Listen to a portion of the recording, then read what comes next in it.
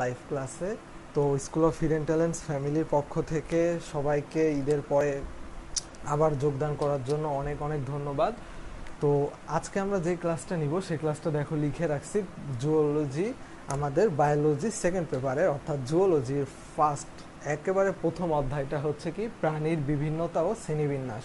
তো এই প্রাণীর বিভিন্নতা শ্রেণীবিন্যাস নিয়ে আজকে আমি আলোচনা করব। আমি অপু সাহা আছি তোমাদের সাথে স্কুল অফ হিডেন ট্যালেন্টস ফ্যামিলির পক্ষ থেকে। তো ফার্স্ট যেটা কাজ, তোমরা আমাকে ইনশিওর করো যে আমার কথা ঠিকমতো শোনা যাচ্ছে নাকি আর লেখাগুলো ঠিকমতো স্পষ্ট দেখা যাচ্ছে নাকি।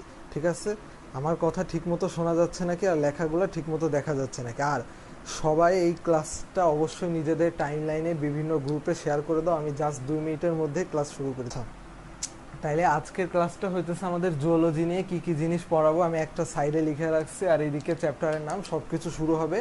তো ফার্স্টে তোমাদের কাজ যেটা, অবশ্যই ক্লাসটা আজকে সর্বোচ্চ সংখ্যক শেয়ার চাই। আর এই ক্লাসের মধ্যে আমি যত প্রশ্ন করব সব কিছু কমেন্টে জানাবা, আমি কমেন্ট দেখব। আর আরেকটা জিনিস সেটা হচ্ছে এই যে যে চ্যাপ্টারটা, এই চ্যাপ্টারটা আমি 4টা ক্লাসের মধ্যে শেষ করার চেষ্টা করব। অনেক সৃজনশীল প্রশ্ন সলভ করাবো, এমসিকিউ সলভ করাবো। তো সব কিছু যদি ঠিকঠাক মতো শোনা যায়, দেখা যায়। আচ্ছা হ্যাঁ, শুরু করতে বলতেছে। আচ্ছা সবাই চলে আসুক। হ্যাঁ সবাই চলে আসুক, তাহলে আমি এখনই ক্লাসটা শুরু করে দিতেছি, সবাই যদি চলে আসে। তো ফার্স্টেই ক্লাসটা শেয়ার, তো এখনও পোলাপয়েন্ট শুরু করে নাই দেখতেছি। আচ্ছা হ্যাঁ, এই তো। আচ্ছা, আর আজকে সবচেয়ে ইম্পর্টেন্ট জিনিস যেটা, ক্লাসটা কিন্তু 2 ঘন্টার মধ্যে ডিলিট হয়ে যাবে। এর জন্য যারা যারা লাইভ ক্লাস করার এখনই চলে আসো, নাহলে পরে আফসোস করবা। ইউটিউবে আপলোড দিতে দিতে আরও 2-3 মাস লেগে যাবে। যদি চাও ক্লাসটা এখনই করো, নাইলে কিন্তু আর পরে করতে পারবা না। ঠিক আছে, আমি এই ক্লাসটা ডিলিট করে দিব। আচ্ছা হ্যাঁ, সবাই চলে আসতেছে চলে আসতেছে চলে আসতেছে। আচ্ছা, তাহলে আমি এখনই শুরু করে দিতেছি। তাহলে তোমরা এখন আরেকটা কাজ, সেটা হইতেছে তোমার সব ফ্রেন্ডকে এখনই মেনশন করে দাও। কারণ মেনশন করে দিলে কি হবে, পরবর্তী কোনো একটা মজার ক্লাসে তোমার সেই ফ্রেন্ডটা তোমাকে আবার মেনশন করে দিবে। ঠিক আছে, এখনই আমি একটা মেনশনের ঝড় দেখতে চাই। ঠিক আছে, সবাই সবাইকে মেনশন করে দাও, কারণ আজকের ক্লাসটা কিন্তু আর দ্বিতীয়বার পাইতেছি না। তো দেখো ফার্স্টে চ্যাপ্টারের নামটা কি, চ্যাপ্টারের নামটা হচ্ছে প্রাণীর বিভিন্নতা ও শ্রেণীবিন্যাস, এনিম্যাল ডাইভার্সিটি অ্যান্ড ক্লাসিফিকেশন। অর্থাৎ আমার এইখানে কি কি নিয়ে আলোচনা করবে। তো দেখো এই যে বিশাল একটা প্রাণী জগৎ, সেই প্রাণী জগৎকে নিয়ে একটা আলাদা সেগমেন্ট আনা হয়েছে, সেটা হচ্ছে কি প্রাণীবিদ্যা। প্রাণীবিদ্যা বা জুওলজি। তো সেই জুওলজিরই ফার্স্ট পেপার নিয়ে পড়বো। তো ফার্স্টে বলো, যে কোনো জিনিস জানার আগে সেই জিনিসটার ইতিহাস জেনে আসা লাগবে। আমাকে একটা ইম্পর্টেন্ট কোশ্চেন বলো, যেটা বিসিএসও আসে, সেটা হচ্ছে এই যে যে জুওলজি, বিসিএসে একবার আসছে, এই জুওলজি বা প্রাণীবিদ্যার জনককে? কোন ভাই বা আমাদের এই যে প্রাণী জগৎ, মানে পুরা প্রাণী জগৎ বলো বা এই প্রাণীবিদ্যা নিয়ে সামগ্রিক জিনিসটার জনককে, প্রাণীবিদ্যার জনককে? আমাকে এখনই জানাও যে এই প্রাণীবিদ্যার জনককে। আচ্ছা, একজন বলছে যে প্রিভিয়াস লেকচারগুলো কিভাবে পাবো? প্রিভিয়াস লেকচার আছে ইউটিউবে, আছে ইউটিউবে স্কুল অফ হিডেন ট্যালেন্টস লিখে সার্চ দিলে ইউটিউবে পেয়ে যাবো। আচ্ছা হ্যাঁ, ফারাবি 2 মিনিট সময় চাইছে, আমি সময় দিতেছি। তার আগে এটা বলো যে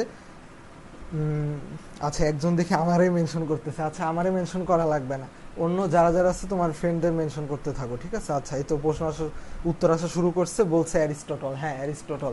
তো মনে রাখবে এই অ্যারিস্টটল সাহেব প্রায় অনেক কিছুরই জনক। ঠিক আছে, যদি চোখ বন্ধ করে বলে দেওয়া যায় কমপক্ষে 5-7টা জিনিসের জনক হইতেছে অ্যারিস্টটল। তাইলে এই জিনিসটা মাথায় রাখবো যে প্রাণীবিদ্যার জনককে অ্যারিস্টটল। তো এখন আসি আমরা এই যে প্রাণীর বিভিন্নতা ও শ্রেণীবিন্যাস। ঠিক আছে, তো দেখো ভাইরা, এই যে প্রাণীর বিভিন্নতা, দেখো চারপাশে কত প্রাণী আছে। এই যে দেখো আমরা মানুষ, তুমি তোমার বন্ধুকে মেনশন দিতেছো, তোমার বন্ধু আরেকটা মানুষ, তোমার বন্ধুর বাসায় একটা পোষা বিড়াল আছে, নাম টম। ঠিক আছে, তো সেই বিড়ালকে একটা আলাদা প্রাণী। তারপর দেখো বলে যে জলে কুমির ডাঙায় বাঘ। ঠিক আছে, এই যে কুমির, বাঘ, তারপর এই যে অনেক সময় অনেকে অনেককে সাপ বলে ডাকে, তাহলে এই যে যে সাপ, তাহলে এই যে বিভিন্ন যে জিনিসগুলা সব এক একটা কি প্রাণী। তারপর আমরা দেখতে পাই নদীতে গেলে, সেন্ট মার্টিনে গেলে শামুক দেখতে পাই, তারপর বিভিন্ন জায়গায় কেঁচো। তো এই যে র্যান্ডমলি বিভিন্ন রকমের প্রাণী নিয়ে আমাদের টোটাল কি জগৎ, প্রাণী জগৎ। তো এই যে যে প্রাণী জগতের মধ্যে চ্যাপ্টারটার নামটা একটু বিশ্লেষণ করি। চ্যাপ্টারটার নাম কি, প্রাণীর বিভিন্নতা ও শ্রেণীবিন্যাস। প্রাণীর বিভিন্নতা ও শ্রেণীবিন্যাস। তো আমার এইখানে টপিক করা হয়েছে মেইনলি এই চ্যাপ্টারে 2টা পোর্শন। এই চ্যাপ্টারে কয়টা পোর্শন? 2টা পোর্শন। ফার্স্টের পোর্শনে আলোচনা করা হয়েছে প্রাণীর বিভিন্নতা নিয়ে, অর্থাৎ এনিম্যাল ডাইভার্সিটি নিয়ে। পরেরটাই আলোচনা করা হয়েছে ক্লাসিফিকেশন নিয়ে। এই ক্লাসিফিকেশনের মধ্যে আছে মেজর ফাইলা, মাইনর ফাইলা, এই জিনিসগুলোর পরে লাস্টে দিয়ে কিছু ছোট ছোট জিনিস আছে এমসিকিউ, ওইগুলো বলে দিব। তাহলে আমি এই জিনিসগুলো আপাতত মুছে দিতেছি। তো এখন আসছি যে জিনিসটা নিয়ে সিরিয়ালি শুরু করতেছি। ফার্স্ট হইতেছে অধ্যায়ের ইম্পর্টেন্ট কোশ্চেন। ঠিক আছে, সবাই চলে আসছে নাকি আরেকবার দেখি, সবাই ঠিকঠাক মতো, আর লেখা ঠিক মতো বোঝা যাইতেছে নাকি জানাও। যদি লেখা বোঝা না যায় বা কিছু না যায় আমি কি কমেন্ট করতেছি। আচ্ছা, লেখা যদি বোঝা না যায় বাই চান্স, তাহলে সেটাও জানাও। ঠিক আছে, আমি যতদূর দেখতেছি লেখা বোঝা যাইতেছে। হ্যাঁ, লেখা বোঝা যাইতেছে। হ্যাঁ, আচ্ছা, তাহলে এখন ফুল অ্যান্ড ফাইনাল মনোযোগ, দুইটা চোখ শুধুমাত্র এইদিকে। ঠিক আছে, দেখো তাহলে ফার্স্টে কি প্রাণীর বিভিন্নতা শ্রেণীবিন্যাস, অধ্যায়ের ইম্পর্টেন্ট কোশ্চেন। তো দেখো ফার্স্টে এই জিনিসটা লিখে রাখো, এই যে প্রাণী বিভিন্নতা শ্রেণীবিন্যাস থেকে এই চ্যাপ্টারটা প্রত্যেক বছর এখান থেকে মেডিকেলে দুইটা প্রশ্ন থাকবেই। প্রত্যেক বছর এখান থেকে মেডিকেলে দুইটা প্রশ্ন থাকবেই অবশ্যই। প্লাস ঢাকা ইউনিভার্সিটিতে আগে দুইটা থাকতো, কিন্তু এখন যেহেতু কমায় দিছে সেজন্য এখান থেকে একটা কোশ্চেন মাস্ক পাবা। আর জাহাঙ্গীরনগরে এখান থেকে দুইটা বা তিনটা ম্যাক্সিমাম পাইতেই থাকবো। আর কি কি আছে, যে কোনো varsity, Khulna varsity, Barishal varsity, যে কোনো জায়গায় বন্ধ। আর এইচএসসিতে এইখান থেকে আমরা পাবো ফুল সৃজনশীল পাবো না। এইচএসসিতে এখান থেকে ফুল সৃজনশীল পাওয়ার সম্ভাবনা কম। ধরে রাখো একটা সৃজনশীল অর্থাৎ 10 নাম্বার, যদি 10 নাম্বার নাও পাও মিনিমাম 7 নাম্বার পাবা। ঠিক আছে, অর্থাৎ ক খ পাবাই, গ বা ঘ এর মধ্যে যে কোনো একটা পাবা। কি সৃজনশীল আসবে আমি বলে দিতেছি যে এই চ্যাপ্টার থেকে কি কি জিনিস লাগবে, যা যা লিখতেছি সব কিছু লিখে রাখো। তো এই যে চ্যাপ্টারটা বইয়ের মধ্যে যখন খোলার পরে দেখবে বিভিন্ন জিনিস আছে, শ্রেণীকরণের ভিত্তি, সিলম টিলম, এই জিনিসগুলা। ওই প্রথম পার্ট, এই যে মনে রাখো এই প্রাণীর বিভিন্নতা, এই পার্ট থেকে লিখে রাখো ক্রস দিয়ে কোনো সৃজনশীল আসবে না। প্রাণীর বিভিন্নতা পার্ট থেকে কোনো সৃজনশীল আসবে না। সব সৃজনশীল আসবে কিসের থেকে? শ্রেণীবিন্যাস থেকে। সব সৃজনশীল আসবে কিসের থেকে? শ্রেণীবিন্যাস থেকে। আবার আরেকটা জিনিস, কোনো জ্ঞানমূলক অনুধাবন শ্রেণীবিন্যাস থেকে আসবে না। সব জ্ঞানমূলক অনুধাবন আসবে প্রাণীর বিভিন্নতা অংশ থেকে। সব জ্ঞানমূলক অনুধাবন আসবে কোথা থেকে? প্রাণীর বিভিন্নতা থেকে। আর সব সৃজনশীল প্রশ্ন গ ঘ আসবে শ্রেণীবিন্যাস অংশটা থেকে। তাহলে এই জিনিসটা বুঝতে পারলাম। এখন ক খতে কি কি আসে, যেমন ধরো কতে আসে সিলম কি, খতে আসে যে কোন জিনিসটা ব্যাখ্যা করো বা এই জিনিসটার সাথে এই জিনিসটা পার্থক্য করো। সকল মেরুদণ্ডী কর্ডেট কিন্তু সকল অমেরুদণ্ডী কর্ডেট, এরকম সামথিং বিভিন্ন রকম প্রশ্ন আসে। এরপর হইতেছে গ ঘ।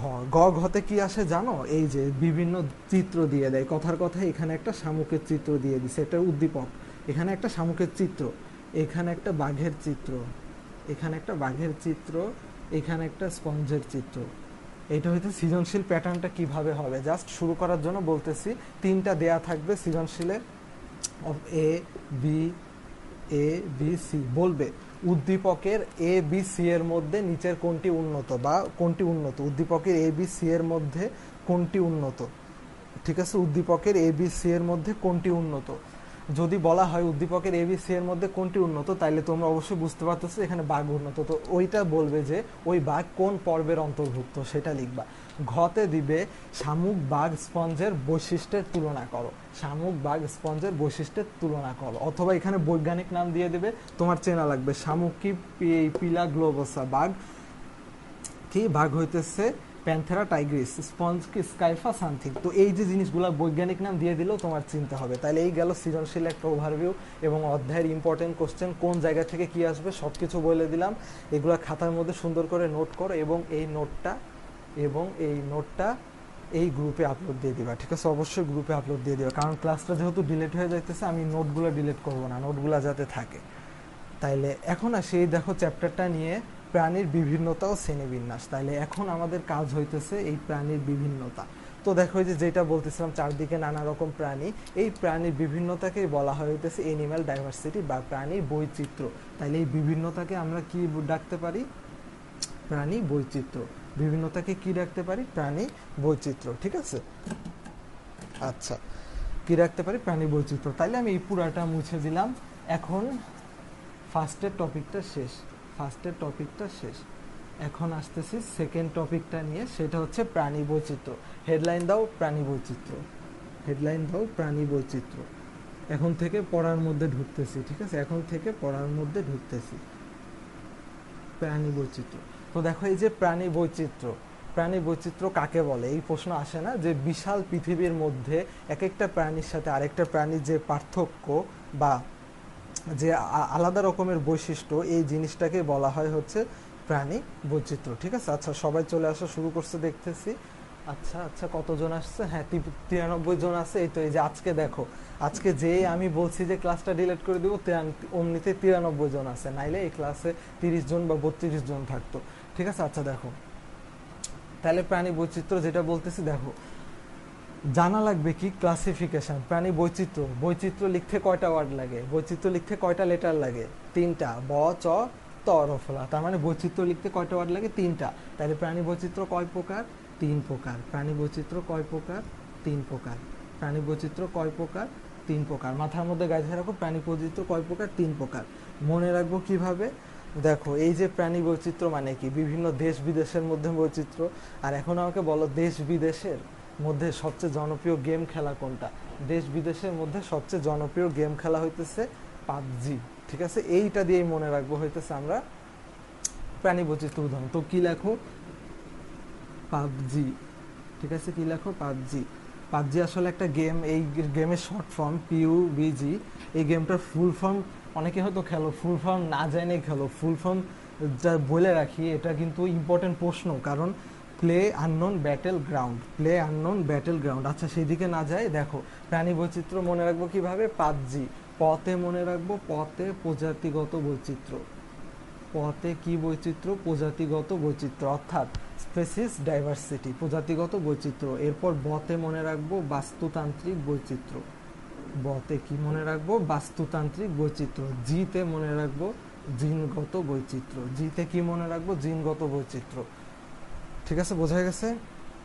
পতে প্রজাতিগত বৈচিত্র্য, বতে বাস্তুতান্ত্রিক বৈচিত্র্য, জিতে জিনগত বৈচিত্র্য। ঠিক আছে, আচ্ছা হ্যাঁ, ক্লাসটা আরও বেশি বেশি আমি শেয়ার চাই। আচ্ছা ক্লাসটা সবাই ক্লাসটা শেয়ার করে দাও আজকে, যাতে শেয়ার কমেন্ট আর ভালো মতো এইদিকে মনোযোগ দাও।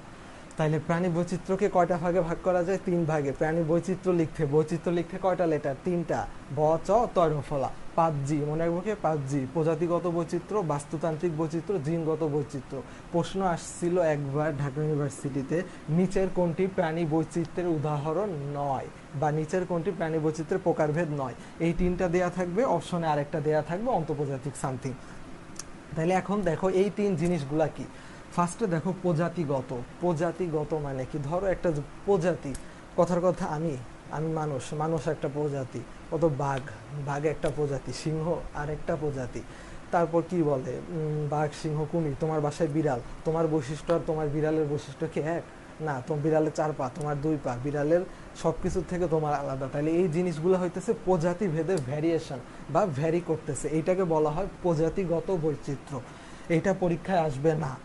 বাস্তুতান্ত্রিক বৈচিত্র্য, বাস্তুতান্ত্রিক বৈচিত্র্য কি? বাস্তু, বাস্তু কি? একটা নির্দিষ্ট পরিবেশের সম্মিলিত জলবায়ু, আবহাওয়া সবকিছু নিয়ে একটা সম্মিলিত পরিবেশকে বলা হয় বাস্তু। সেই বাস্তুতান্ত্রিক বৈচিত্র্য মানে হইতেছে, ধরো আমরা চিন্তা করলাম যে বাস্তুতান্ত্রিক, বাস্তুতান্ত্রিকের মধ্যে একটা জিনিস আছে, সেটা হচ্ছে বায়োম। ঠিক আছে, সেটা কি? বায়োম। এটা তোমরা ওই বোটানি 12 চ্যাপ্টারে গেলে পড়বা যে বায়োম কি, সেই দিকে না যায়। তো বাস্তুতান্ত্রিক বৈচিত্র্য কি? ধরো কথার কথা 2টা ভাল্লুক, ভাল্লুকের কথা চিন্তা করো। একটা শ্বেত ভাল্লুক, শ্বেত ভাল্লুক পাওয়া যায় কোথায়? মেরুতে। আবার যদি তুমি বন জঙ্গলে যাও, সেইখানে ভাল্লুক হইতেছে হলুদ কালারে, বাদামি কালারে। 2টা কি ভাই এক? না, এক না। তাইলে এই যে যে আলাদা জিনিস, তাইলে এই যে ধরো আমরা পাইতেছি মেরু অঞ্চলে একটা জিনিস, মরুভূমিতে উট। মরুভূমিতে উট কি তুমি অস্ট্রেলিয়াতে গেলে পাবা? মরুভূমির উট অস্ট্রেলিয়াতে পাবা? তারপর এই যে অ্যান্টার্কটিকার শ্বেত ভাল্লুক, এইগুলা কি তুমি এই বাংলাদেশে কখনো পাবা? পাবা না। তাহলে এই যে যে বৈচিত্র্য, এই জিনিসটাকে বলা হয় হচ্ছে কি বৈচিত্র্য? বাস্তুতান্ত্রিক বৈচিত্র্য। এরপরে আসে জিনগত। এই 2টা পরীক্ষায় আসবে না, পরীক্ষায় আসবে এইটা। ঠিক আছে, পরীক্ষায় আসবে কোনটা? এইটা, জিনগত বৈচিত্র্য। তো জিনগত বৈচিত্র্য কি? দেখো জিন, জিন তো সবাই চিনি, ক্রোমোজোমের মধ্যে যেই জিনিসটা আমাদের পুরা মানুষ বা যে কোনো প্রজাতির একটা বৈশিষ্ট্য নির্ধারণ করে, সেটাকে বলা হয় জিন। সেই জিনের পার্থক্যের কারণে যেই বৈচিত্র্য দেখা যায়। অর্থাৎ ধরো জিনের কি? ধরো মানুষ, ঠিক আছে, এই ধরো আমরা কি মানুষ, এই মানুষের মধ্যেও আবার কারা কারা আছে। ধরো কথার কথা আমরা চিন্তা করলাম কৃষ্ণাঙ্গ, তারপর শ্বেতাঙ্গ। ঠিক আছে। ধরো কৃষ্ণাঙ্গ, কৃষ্ণাঙ্গ মানে কি যারা আফ্রিকান, ওদের গায়ের রং কি কালো, তারপর ওদের শরীরে মেলানিন বেশি, তারপর শ্বেতাঙ্গ কি ওরা খুবই ফর্সা হয়। তাহলে এই যে যে জিনিসগুলা পার্থক্য জিনগত, মানুষের জিন কিন্তু সেম, কিন্তু মানুষের প্রজাতি কিন্তু সেম, মানুষের কি প্রজাতি সেম, একই মানুষ, একটা সেম মানুষ, কিন্তু তার মধ্যে জিনের আলাদা। অর্থাৎ দেখো আমি আমি আর আমার বন্ধু, তুমি যেই বন্ধুটাকে মেনশন দিলা, তুমি আর তার মধ্যে হ্যাঁ দুইজনে মানুষ মানলাম, কিন্তু তোমাদের দুইজনের মধ্যে কি চুলের রঙের পার্থক্য থাকতে পারে, তোমাদের মধ্যে কারো নাক ছোট নাক বড়, কারো উচ্চতা বেশি কারো উচ্চতা কম, কারো এইদিকে হাত পায়ের সাইজে আলাদা থাকতে পারে। তো এই জিনিসগুলো হয় কিসের কারণে? জেনেটিক ডাইভার্সিটির কারণে, অর্থাৎ জিনগত পরিবর্তনের কারণে। এই জিনগত বৈচিত্র্যটা হইতেছে মেইনলি কিসের মধ্যে? একটা প্রজাতির মধ্যে না, কারণ মানুষ কি একটা প্রজাতি, এর জন্য এই জিনগত প্রজাতির অপর নাম হইতেছে অন্তঃপ্রজাতিক বৈচিত্র্য।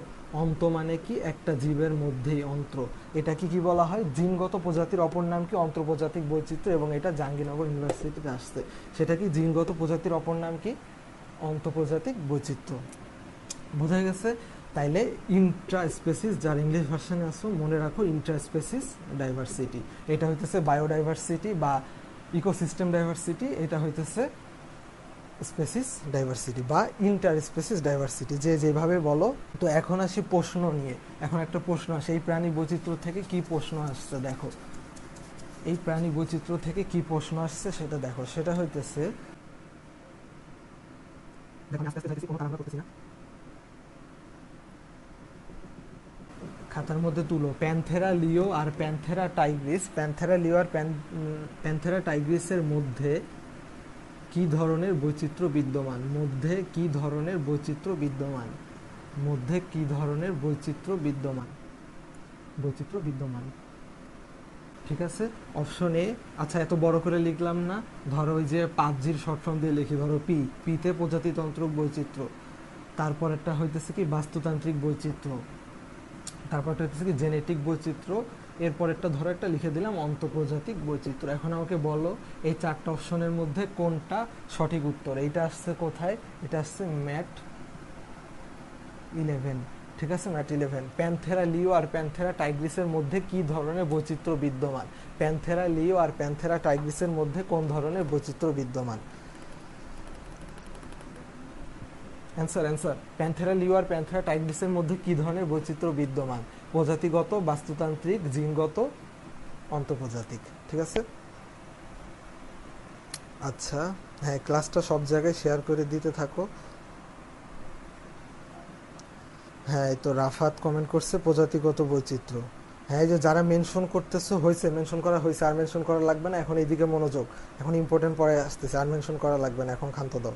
আচ্ছা অ্যান্সার আসা শুরু করছে, সেটা কি? প্রজাতিগত বৈচিত্র্য, পি।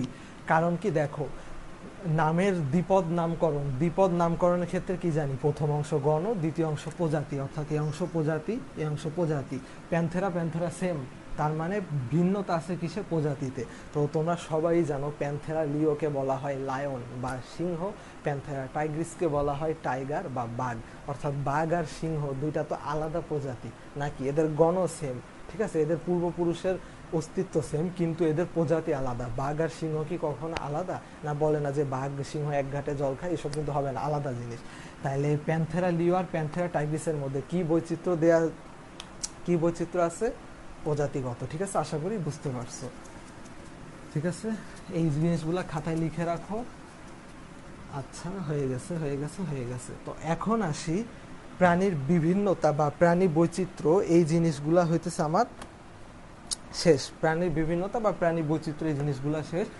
এরপরে আসি হইতেছে আমার শ্রেণীবিন্যাস নিয়ে। চ্যাপ্টারের নাম কি ছিল? প্রাণীর বিভিন্ন ও শ্রেণীবিন্যাস। তাইলে এখন আমরা আলোচনা করব কি নিয়ে? শ্রেণীবিন্যাস নিয়ে। কি নিয়ে? শ্রেণীবিন্যাস নিয়ে। আচ্ছা হ্যাঁ, এই তো সবাই বলতেছে প্রজাতিগত, আচ্ছা থ্যাংক ইউ। তাইলে সেটা কি? প্রজাতিগত বৈচিত্র্য। প্রজাতিগত বৈচিত্র্য গেল, এই অ্যান্সারটা গেল। এখন আসো শ্রেণীবিন্যাস নিয়ে।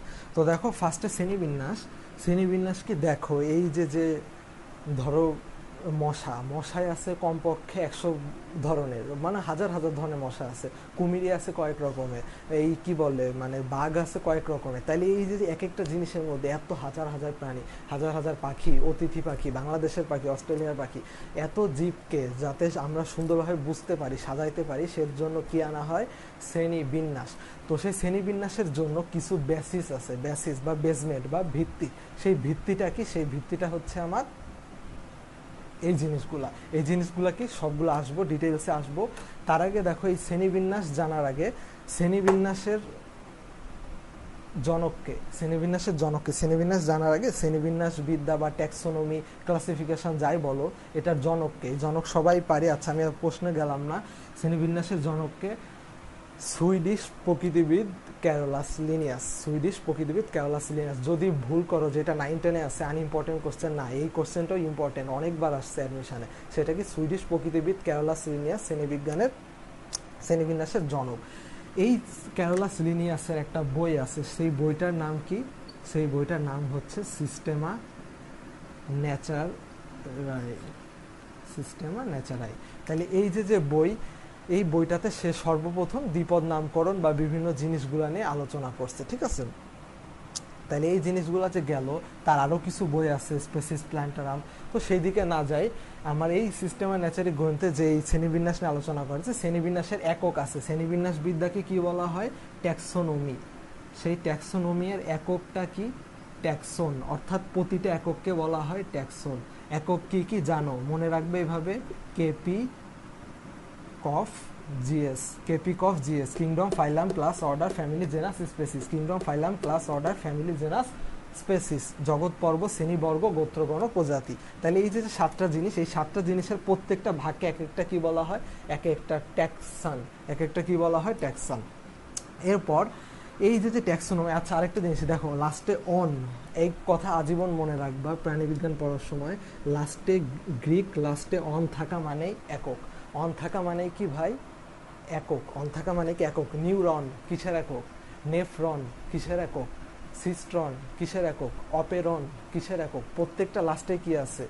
অন, ঠিক আছে? সিস্ট্রন জিনের কার্যিক একক, অপেরন আদিকোষে জিন প্রকাশের একক, নেফ্রন বৃক্কের একক। তো এই যে প্রত্যেকটা জিনিসের লাস্টে কি আছে? অন। শ্রেণীবিন্যাসের একক কি? ট্যাক্সন, ঠিক আছে? এই জিনিসগুলো খাতার মধ্যে লিখে রাখি। তাহলে এই গেল আমার ফুল শ্রেণীবিন্যাস নিয়ে, ঠিক আছে? এতক্ষণ পর্যন্ত সবকিছু বোঝা গেছে নাকি? এটা আমাকে জানাও। আচ্ছা, এখনো যদি কারো ইচ্ছা হয় ক্লাসটা শেয়ার করে দিতে পারো, যাতে বন্ধুরা সবাই এই মজার ক্লাসে আসতে পারে। তো ফার্স্টে দেখো শ্রেণীকরণের ভিত্তি। ফার্স্টে কিসে নিয়ে আসবো? শ্রেণীকরণের ভিত্তি। এই যে শ্রেণীকরণের ভিত্তি, এই শ্রেণীকরণটাকে বিভিন্ন যে কোনো জিনিসের কি একটা ভিত্তি আছে। এই যে আমি যে মানুষ, আমারও একটা ভিত্তি আছে, একটা প্রত্যেকটা বিল্ডিংয়ের একটা কি থাকে? বেসমেন্ট থাকে, ভিত্তি থাকে। এই শ্রেণীকরণের ভিত্তি হচ্ছে এগুলা। দেখো, দেহের আকার, সংগঠন, মাত্রা, ভ্রূণ স্তর, প্রতিসাম্যতা, সিলম, খণ্ডকায়ন। তো এই যে হাবিজাবি এত জিনিস লিখে রাখছি, ইম্পর্টেন্ট কিন্তু সব না। আমি কিন্তু শুধু ইম্পর্টেন্ট জিনিসই পড়াই। ইম্পর্টেন্ট কি কি দেখো, দাগ দিয়ে রাখছি: ভ্রূণ স্তর আর সিলম। এগুলা নিয়ে অনেক ডিটেলস আলোচনা করব। তো ফার্স্টে আসি হইতেছে দেহের আকার। দেহের আকার। দেহের আকারের ওপর ভিত্তি করলে আকার কয় প্রকার? যে কোনো জিনিসেরই আকার 2 প্রকার: বড়, ছোট।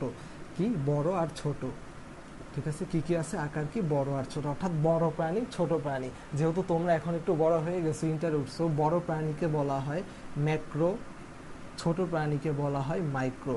অর্থাৎ মাইক্রোস্কোপিক যন্ত্রের নিচে, 1 সেকেন্ড, আচ্ছা মার্কারের খাপটা পড়ে গেছিল।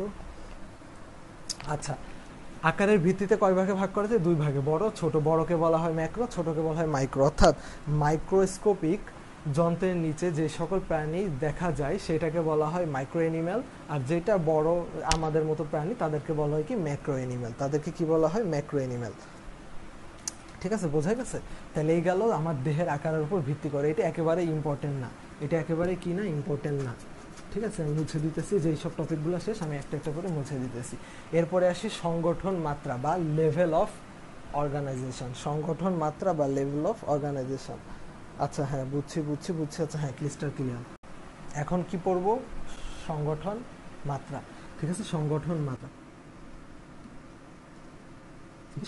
মাত্রা। তাহলে দেখো, এই যে সংগঠন মাত্রা, এই সংগঠন মাত্রা কি? ধরো কারো, আমরা জানি আমাদের কোষ ফার্স্ট একজন মানুষের মানে যে কোনো জিনিসের আমাদের জীবের গঠন ও কার্যিক একক কি সেল বা কোষ। এই কোষ থেকেই পরবর্তীতে একগুচ্ছ কোষ মিলে একই রকম কাজ করে কি তৈরি করে একটা জিনিস, সেটা হচ্ছে টিস্যু বা কলা। টিস্যু বা কলা, এই অনেকগুলো টিস্যু একসাথে একই রকম সুন্দর মতো কাজ করে একটা কি বানায়, একটা অঙ্গ বা হাত পা, এইসব জিনিসগুলা। সেই জিনিসটা নিয়ে বানায় হইতেছে একটা তন্ত্র বা একটা সিস্টেম।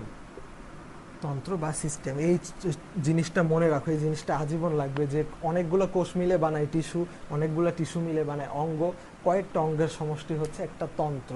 ঠিক আছে, বুঝতে পারছি? তাহলে এই জিনিসগুলো বুঝলাম। বুঝার পরে তাহলে দেখো সংগঠন মাত্রা হইতেছে, দেখো একটা প্রাণীকে সংগঠন হইতে হইলে এই জিনিসগুলার ভেতর দিয়ে যাইতে হয়। অর্থাৎ তাহলে সংগঠন মাত্রার উপর ভিত্তি করে মেইনলি প্রাণীকে 3টা ভাগে ভাগ করা যায়। এটা পুরা লেস ইম্পর্টেন্ট, এটা খুবই মানে আনইম্পর্টেন্ট একটা জিনিস। তারপরে যেহেতু ফার্স্ট একবার থ্রু দিতেছে, আমি একবার বলে দিতেছি। তাহলে ফার্স্টেরটা হইতেছে কোষ মাত্রার প্রাণী। ঠিক আছে, ফার্স্টেরটা কি? কোষ মাত্রার প্রাণী। ফার্স্টেরটা কিসের প্রাণী? কোষ মাত্রার প্রাণী। কিসের প্রাণী? কোষ মাত্রার। অর্থাৎ আমরা কি জানি, কোষ একেবারে সবচেয়ে ইউনিট, স্মলার ইউনিট, সেটা হচ্ছে কোষ। এরপরে কোষের পরে কি ছিল? টিস্যু, সেটা হচ্ছে টিস্যু মাত্রার প্রাণী। কোষ মাত্রার প্রাণী, টিস্যু মাত্রার প্রাণী। এরপরে আছে হইতেছে আমার কি ছিল? অঙ্গ ও তন্ত্র, একসাথে যদি ধরি অঙ্গ ও তন্ত্র মাত্রার প্রাণী। ঠিক আছে, অর্থাৎ সেলুলার, তারপর হইতেছে টিস্যু, তারপরে হইতেছে অর্গান অ্যান্ড সিস্টেম। এই জিনিসগুলোর উপর ভিত্তি করে আমার বিভিন্ন প্রাণীকে ভাগ করা যায়। ঠিক আছে, আচ্ছা হ্যাঁ, এই যে ফারাবি সংজ্ঞাটা দিয়ে দিছে যে প্রাণীর কোষগুলো কিভাবে কাজ করবে সেটাই সংগঠন মাত্রা। অর্থাৎ কারো বডিতে, যেমন পরিফেরার বডিতে শুধুমাত্র কিছু সেলই কাজ করে, কিছু কোষই কাজ করে, এজন্য ওরা হইতেছে কোষ মাত্রা। তারপর টিস্যু মাত্রার কি, অঙ্গতন্ত্র মাত্রার কি আমি বলতেছি। এরপরে সংগঠন মাত্রা কি, এই তিনটা জাস্ট নাম মনে রাখলে হবে। কোনটা কি উদাহরণ এগুলো এখন আপাতত দরকার নাই। ঠিক আছে, এই জিনিসগুলো দরকার নাই, তাইলে এই জিনিসটা মুছে দিলাম। এখন যেই জিনিসটা ইম্পর্টেন্ট, আমার সবচেয়ে ইম্পর্টেন্ট, সেটাই জোর দিয়ে পড়ব। সেই জিনিসটা কি ভাই? সেই জিনিসটা হচ্ছে ভ্রূণ স্তর। সেই জিনিসটা কি? ভ্রূণ স্তর। সেই জিনিসটা কি? ভ্রূণ স্তর। এটা একটা লেয়ার, ভ্রূণ স্তর বা জার্ম লেয়ার। ভ্রূণ স্তর বা জার্ম লেয়ার, যেভাবেই লেখো না কেন। তো ফার্স্টে দেখো আমরা পড়তেছি কি ভ্রূণ স্তর। তো দেখো ভ্রূণ তো আমরা সবাই চিনি, মানবদেহের ভ্রূণ। এই ধরো একটা কি বলে, একটা যৌনজননের ফলে কি হয়, একটা শুকানো ডিম্বাণু মিলে একটা জাইগোট তৈরি হয়। একটা কি তৈরি হয়? জাইগোট। ঠিক আছে, একটা কি তৈরি হয়? জাইগোট। এই জাইগোটটা পরে কি হয়? ক্লিভেজ হয়। হয়ে কি তৈরি হয়? মরুলা। এরপরে হয় ব্লাস্টুলা। এরপরে হয় ব্লাস্টুলা থেকে হয় গ্র্যাস্টুলা। গ্র্যাস্টুলা থেকে কি হয়? গ্র্যাস্টুলা। তো এই জিনিসগুলোকে, এগুলো হচ্ছে ভ্রূণীয় বৃদ্ধি। মনে রাখবো কিভাবে? আমাদের মনেই থাকে না যে কোনটার পরে কোনটা, আগে গ্যাস্ট্রুলা না আগে মরুলা না আগে ব্লাস্টুলা। মনে রাখবো কিভাবে? দেখো মনে রাখবো হইতেছে এইভাবে, জাম্বু গাছে। মনে রাখবো কি? জাম্বু গাছে। তোমার একটা ফ্রেন্ডের নাম জাম্বু, সে জাম্বু গাছে উঠে গেছে, মনে রাখবো জাম্বু গাছে। যাতে কি? জাইগোট। মতে মরুলা, বতে ব্লাস্টুলা, গতে গ্যাস্ট্রুলা। জাম্বু গাছে, জাইগোট, মরুলা, ব্লাস্টুলা, গ্যাস্ট্রুলা, জাম্বু গাছে। ঠিক আছে, মনে রাখবো কিভাবে? জাম্বু গাছে, জাইগোট। আচ্ছা হ্যাঁ, আচ্ছা হ্যাঁ সাউন্ড ওকে। আচ্ছা তাহলে দেখো সেটা কি? জাম্বু গাছে, জাইগোট, মরুলা, ব্লাস্টুলা, গ্যাস্ট্রুলা। এই জিনিসটা মনে রাখলাম। তো এই যে জিনিসগুলা, প্রত্যেকটা জিনিসে এক একটা কি ভ্রূণ স্তর, প্রত্যেকটা জিনিসই কি এক একটা হইতেছে ভ্রূণের বিভিন্ন অংশ। তো দেখো এই যে যখন ব্লাস্টুলা ফেজে আসে, তখনই আমার ভ্রূণটা কি করে জানো? বিভিন্ন স্তরে ভাগ হইতে থাকে। ধরো কথার কথা, তারা কে কাজ করবে, কে বাইরের অঙ্গ গঠন করবে। দেখো এই যে ছোট্ট একটা কোষ, এতটুক একটা কোষ থেকে এত বড় একটা বডি তৈরি হলো, সেগুলো কি এমনি এমনি হয়েছে? না, হয় নাই। সেটা হওয়ার জন্য যে জিনিসটা হয়েছে সেটা হচ্ছে ভ্রূণ স্তরে কিছু কাজ আছে। সেই ভ্রূণ স্তরটা কি? দেখো মনে রাখো, ধরো এই যে মানব ভ্রূণের একটা বাইরের পার্ট, একটা স্তর গেল, এরপরে ধরো আরেকটা স্তর হইলো, এরপরে ধরো আরেকটা স্তর হইলো। ঠিক আছে, কি করবে? প্রত্যেকটা এই যে ব্লাস্টুলা ফেজে, ব্লাস্টুলা লিখতে কয়টা ওয়ার্ড লাগে? 3টা। তাইলে সে কয়টা স্তরে ভাগ হবে? তিনটা স্তরে ভাগ হবে। কয়টা স্তরে ভাগ হবে? তিনটা স্তরে। তিনটা স্তর ভাগ হলে সবচেয়ে আউটার মোস্ট বা বাইরের দিকের অংশটাকে বলা হয় এক্টোডার্ম। কি বলা হয়? এক্টোডার্ম। ভাই এই জিনিসটা মনে রাখো, একটো যে কোনো জিনিসের একটো লেখা মানে হইতেছে বাইরে, আর ডার্ম মানে হইতেছে ত্বক। ঠিক আছে, ত্বক বা স্তর যেইটাই বলো না কেন, বাইরের স্তরটা হইতেছে এক্টোডার্ম। মাঝের স্তরটা কি? মেসোডার্ম। মতে মাঝে, মতে মেসো। ভেতরের স্তরটা হইতেছে এন্ডোডার্ম। ভেতরের স্তরটা কি? এন্ডোডার্ম। আমরা সবাই জানি ইন মানে কি, she walked in the room. In মানে কি? ইন মানে হইতেছে ভেতরে। এই ইনটাকেই গ্রিকরা একটু মজা করে বলতো এন, সেইখান থেকে নামটা আসছে এন্ডোডার্ম। তাইলে ভ্রূণের একটা ভ্রূণে যদি তিনটা স্তর বানায়, সবচেয়ে ভেতরের স্তরটা কি হলো? এন্ডোডার্ম, তারপরে মেসোডার্ম, তারপরে এক্টোডার্ম। Ectoderm, mesoderm, endoderm. তাইলে এক্টোডার্ম বাইরে, সবার বাইরে আছে, বলবে যে সবার বাইরে আছে, আচ্ছা আমি তাইলে সবচেয়ে বাইরের জিনিসগুলো সৃষ্টি করি, অর্থাৎ এই যে ত্বক, এই যে চুল, এই যে দাঁত, মানে এই জিনিসগুলো, সব জিনিসগুলো, স্নায়ুতন্ত্র, এই যে টাচ করলাম, আমার মানে মাথায় সারা গেল, এই প্রত্যেকটা জিনিসটা কি? এক্টোডার্মের অংশ। এরপরে জিনিসটা কি? মেসোডার্ম। মেসোডার্মটা কি? দেহের মাঝের অংশ, দেহের যে পেশি থাকে, তারপর এই ত্বকটাকে কাটে ফেলো, ত্বকটা কাটে ফেলার ভেতরে কি থাকে? পেশি, রক্ত, এই জিনিস, রক্ত, এই জিনিসগুলো আসে কোথা থেকে? মেসোডার্ম থেকে। আর একেবারে ভেতরের জিনিস, লিভার, হার্ট, এই জিনিসগুলো হইতেছে কি? এন্ডোডার্মের অংশ। বোঝা গেছে? তাহলে এখন এই জিনিসগুলো ইম্পর্টেন্ট দেখে আমি পড়াইলাম, ভ্রূণ স্তরটা অনেক ইম্পর্টেন্ট দেখে আমি পড়াইলাম, পাশে 3 স্তর দিয়ে রাখো। এখন এই ভ্রূণ স্তরে কি করবে? দেখো ভ্রূণ স্তর কয়টা ছিল? একটা, দুইটা, তিনটা। যাদের তিনটা ভ্রূণ স্তরই থাকবে, যাদের তিনটা ভ্রূণ স্তরই থাকবে তাকে বলা হয় ত্রিস্তরী। যাদের দুইটা ভ্রূণ স্তর থাকবে তাকে বলা হয় দ্বিস্তরী।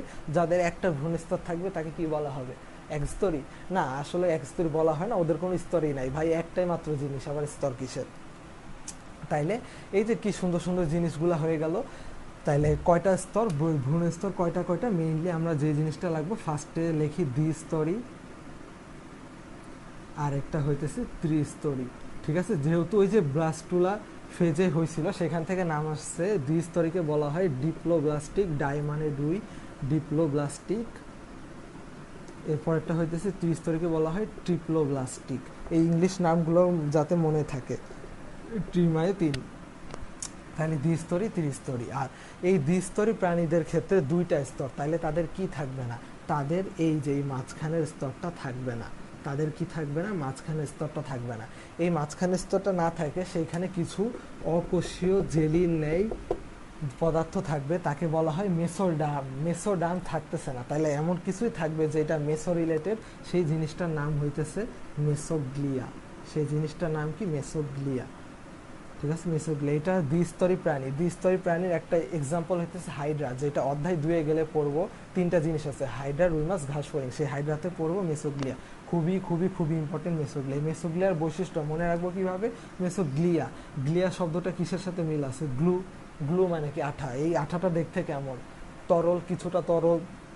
তারপর কি এই জিনিসটার মধ্যে কি কোনো দানা দানা বা কিছু পায় না? এটা একেবারে মানে অদানাদার। তারপর হচ্ছে স্বচ্ছ, এটা হচ্ছে আঠালো। তো গ্লু দিয়েই মনে রাখবো মেসোগ্লিয়ার উদাহরণ। ঠিক আছে, তাহলে এই জিনিসটা আশা করি মনে রাখতে পারছি যে কোনটা একস্তরী প্রাণী, কোনটা দ্বিস্তরী প্রাণী, কোনটা ত্রিস্তরী প্রাণী। তাইলে দেখো ফার্স্টে একটা কথা বলি, এখন আসে এই যে পর্বগুলো, আমি কোনটা কোনটা কোন পর্বে, তাহলে কি মেসোগ্লিয়া মনে রাখলাম। তো কোনটা উদাহরণ, কোনটা দ্বিস্তরী, কোনটা একস্তরী, কোনটা ত্রিস্তরী, এই জিনিসগুলো পরে আসবো, এখন না। এই জিনিসগুলো একবার একটা ছক করে দিব তখন। তাহলে এই জিনিসগুলো গেল ভ্রূণ স্তর নিয়ে। ভ্রূণ স্তর পরে আসি আমরা প্রতিসাম্যতা নিয়ে।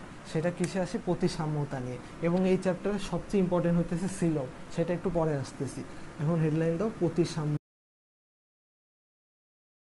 প্রতিসাম্যতা বা সিমেট্রি। আজকের ক্লাসটা না বুঝলে পরে আমি অনেক বক বক করব, সেই জিনিসগুলো কিন্তু তোমরা বুঝতে পারবা না। পরে যদি এত বক বক করি তখন কিন্তু বুঝতে পারবা না। তো প্রতিসাম্যতা, প্রতিসাম্যতা লিখতে কয়টা লেটার লাগতেছে? 1, 2, 3, 4, 5। তাইলে প্রতিসাম্যতা কয় প্রকার? মেইনলি প্রতিসাম্যতা হইতেছে আমার 5 ধরনের বই আলোচনা করা হইতেছে। ফার্স্টে হইতেছে আমার কি, আচ্ছা গলীয় ধরি, ফার্স্টে হইতেছে গলীয় প্রতিসাম্যতা। তারপরে হইতেছে অরীয়, আচ্ছা দ্বিপার্শ্বীয় প্রতিসাম্যতা। তারপর হইতেছে অরীয় প্রতিসাম্যতা। এরপর আবার দেয়া আছে দ্বি অরীয় প্রতিসাম্যতা। ঠিক আছে, আর লাস্টে আছে হইতেছে ধরো অপ্রতিসাম্য, আরও আছে, কিন্তু এই 5টার মধ্যে আলোচনা করা হয়েছে। তাহলে দেখো প্রতিসাম্যতা লিখতে কয়টা লেটার লাগতেছে? প্রতিসাম্যতা লিখতে 5টা লেটার লাগতেছে। আচ্ছা হ্যাঁ, ক্লিয়ার। আচ্ছা ক্লিয়ার, সবাই বলতেছে ক্লিয়ার। তাহলে দেখো প্রতিসাম্যতা কি লিখতে 5টা লেটার লাগতেছে, গলীয়, দ্বিপার্শ্বীয়, অরীয়, দ্বিঅরীয়, প্রতিসাম্য। তাহলে ফার্স্টে আসি হইতেছে প্রতিসাম্যতা জিনিসটা কি। প্রতিসাম্যতা জিনিসটা কি, সেই জিনিসটা কেমনে বুঝাই।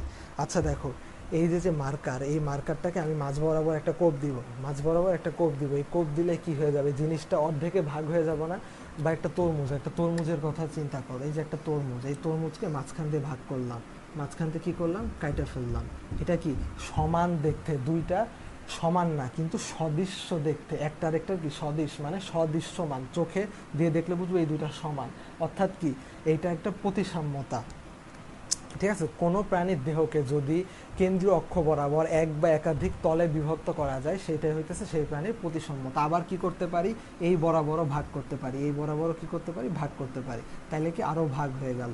এই দেখো, এই যে 4টা অংশে ভাগ হয়ে গেল, দেখছো 4টা অংশ দেখতে একই রকম। ঠিক আছে, কোনো প্রাণীর যদি দেখো, তাইলে এখন আসে গোলীয় প্রতিসাম্য নিয়ে। গোলীয় প্রতিসাম্য কি, যে সকল প্রাণী দেখতে গোল, একটা বৃত্তের কি থাকে, কেন্দ্র, সেই কেন্দ্র বরাবর কাটলে কি দুইটা সদৃশ্য অংশে পাওয়া গেল না? দুইটা কি অংশে, সদৃশ্য অংশে পাওয়া গেল না? তাইলে আবার এইটা বাদ দাও, যে কোনো দিক থেকে কাটো, সেন্টার বরাবর যে কোনো দিক থেকে কাটো, তাহলে সেই জিনিসটা কি পাবো, দুইটা আলাদা আলাদা জিনিস দেখতে সমান, দেখতে কি সদৃশ্য। তাহলে এই প্রতিসাম্যটাকে বলা হয় গোলীয় প্রতিসাম্য। অর্থাৎ যেই বরাবরই ভাগ করি না কেন, সব কি আসবে, সমান। যেই বরাবরই কোপ দেই, সব কি আসবে, সমান। এই গোলীয় প্রতিসাম্যের উদাহরণ আমার এই প্রতিসাম্যতার থেকে মনে রাখা লাগবে হইতেছে কি উদাহরণ। আচ্ছা, গোলীয় প্রতিসাম্য উদাহরণ কি, দেখো গোলীয় প্রতিসাম্যের উদাহরণ হইতেছে, ফার্স্টে এইভাবে মনে রাখো, হেলিওজোয়া, তারপর হচ্ছে রেডিওলারিয়া, আরেকটা হচ্ছে কি ভলভক্স। ঠিক আছে, এইভাবে মনে রাখতে পারো। আমি মনে রাখতাম এইভাবে, হেলিও কি আছে ও, রেডিও কি আছে ও, ভলভো কি আছে ও, গোলিও কি আছে ও। তার মানে যেখানে মাস্টে ও ও ও পাবো, এই জিনিসগুলাই হইতেছে আমার কি প্রতিসাম্য, গোলীয় প্রতিসাম্য। ও দেখতে কেমন, গোলাকার, সিম্পল একটা জিনিস, হেলিওজোয়া, রেডিওলারিয়া, ভলভক্স। গোলীয় লিখতে কয়টা ওয়ার্ড লাগে, 3টা, এবং এই 3টাই গোলীয় প্রতিসাম্য। এই 3টাই তোমার পরীক্ষায় আসবে যে নিচের কোনটি গোলীয় প্রতিসাম্য নয়। এই প্রশ্নটা বারবার আসছে, মেডিকেল বলো, জাহাঙ্গীরনগর বলো, ডিউ বলো, প্রত্যেকটা জায়গায় আসছে যে নিচের কোনটি গোলীয় প্রতিসাম্যের উদাহরণ নয়, হেলিওজোয়া, রেডিওলারিয়া, ভলভক্স। অথবা এই যে সেই দিন হইতেছে কি বলে, বার্সার বায়ার্নের খেলা হয়েছে, বার্সার বায়ার্ন মিউনিখের খেলা হওয়ার পর কি ফার্স্ট হাফে কি করছে, বায়ার্ন মিউনিখ হালি ভরে গোল দিছে। ঠিক আছে, তো এই জিনিসটাও মনে রাখতে পারো যে গোল দিব হালি ভরে। ঠিক আছে, যেভাবে মনে রাখো, গোল দিব হালি ভরে। ঠিক আছে, গোল দিব হালি ভরে। ঠিক আছে, আবার সেই খেলার কথায় ঘুরে ফিরে চলে আসতেছে, ফুটবল খেলা। গোলে মনে রাখো গোলিও, হতে মনে রাখো হেলিওজোয়া, ভতে মনে রাখো ভলভক্স, রেতে মনে রাখো রেডিওলারিয়া। ঠিক আছে, যেভাবে মনে রাখো, গোল দিব হালি ভরে গেল। এবং এই জিনিসটা ছিল আমার ইম্পর্টেন্ট, গোলীয়।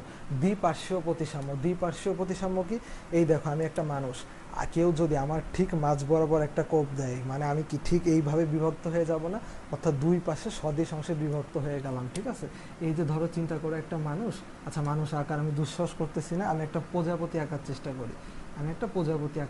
করি,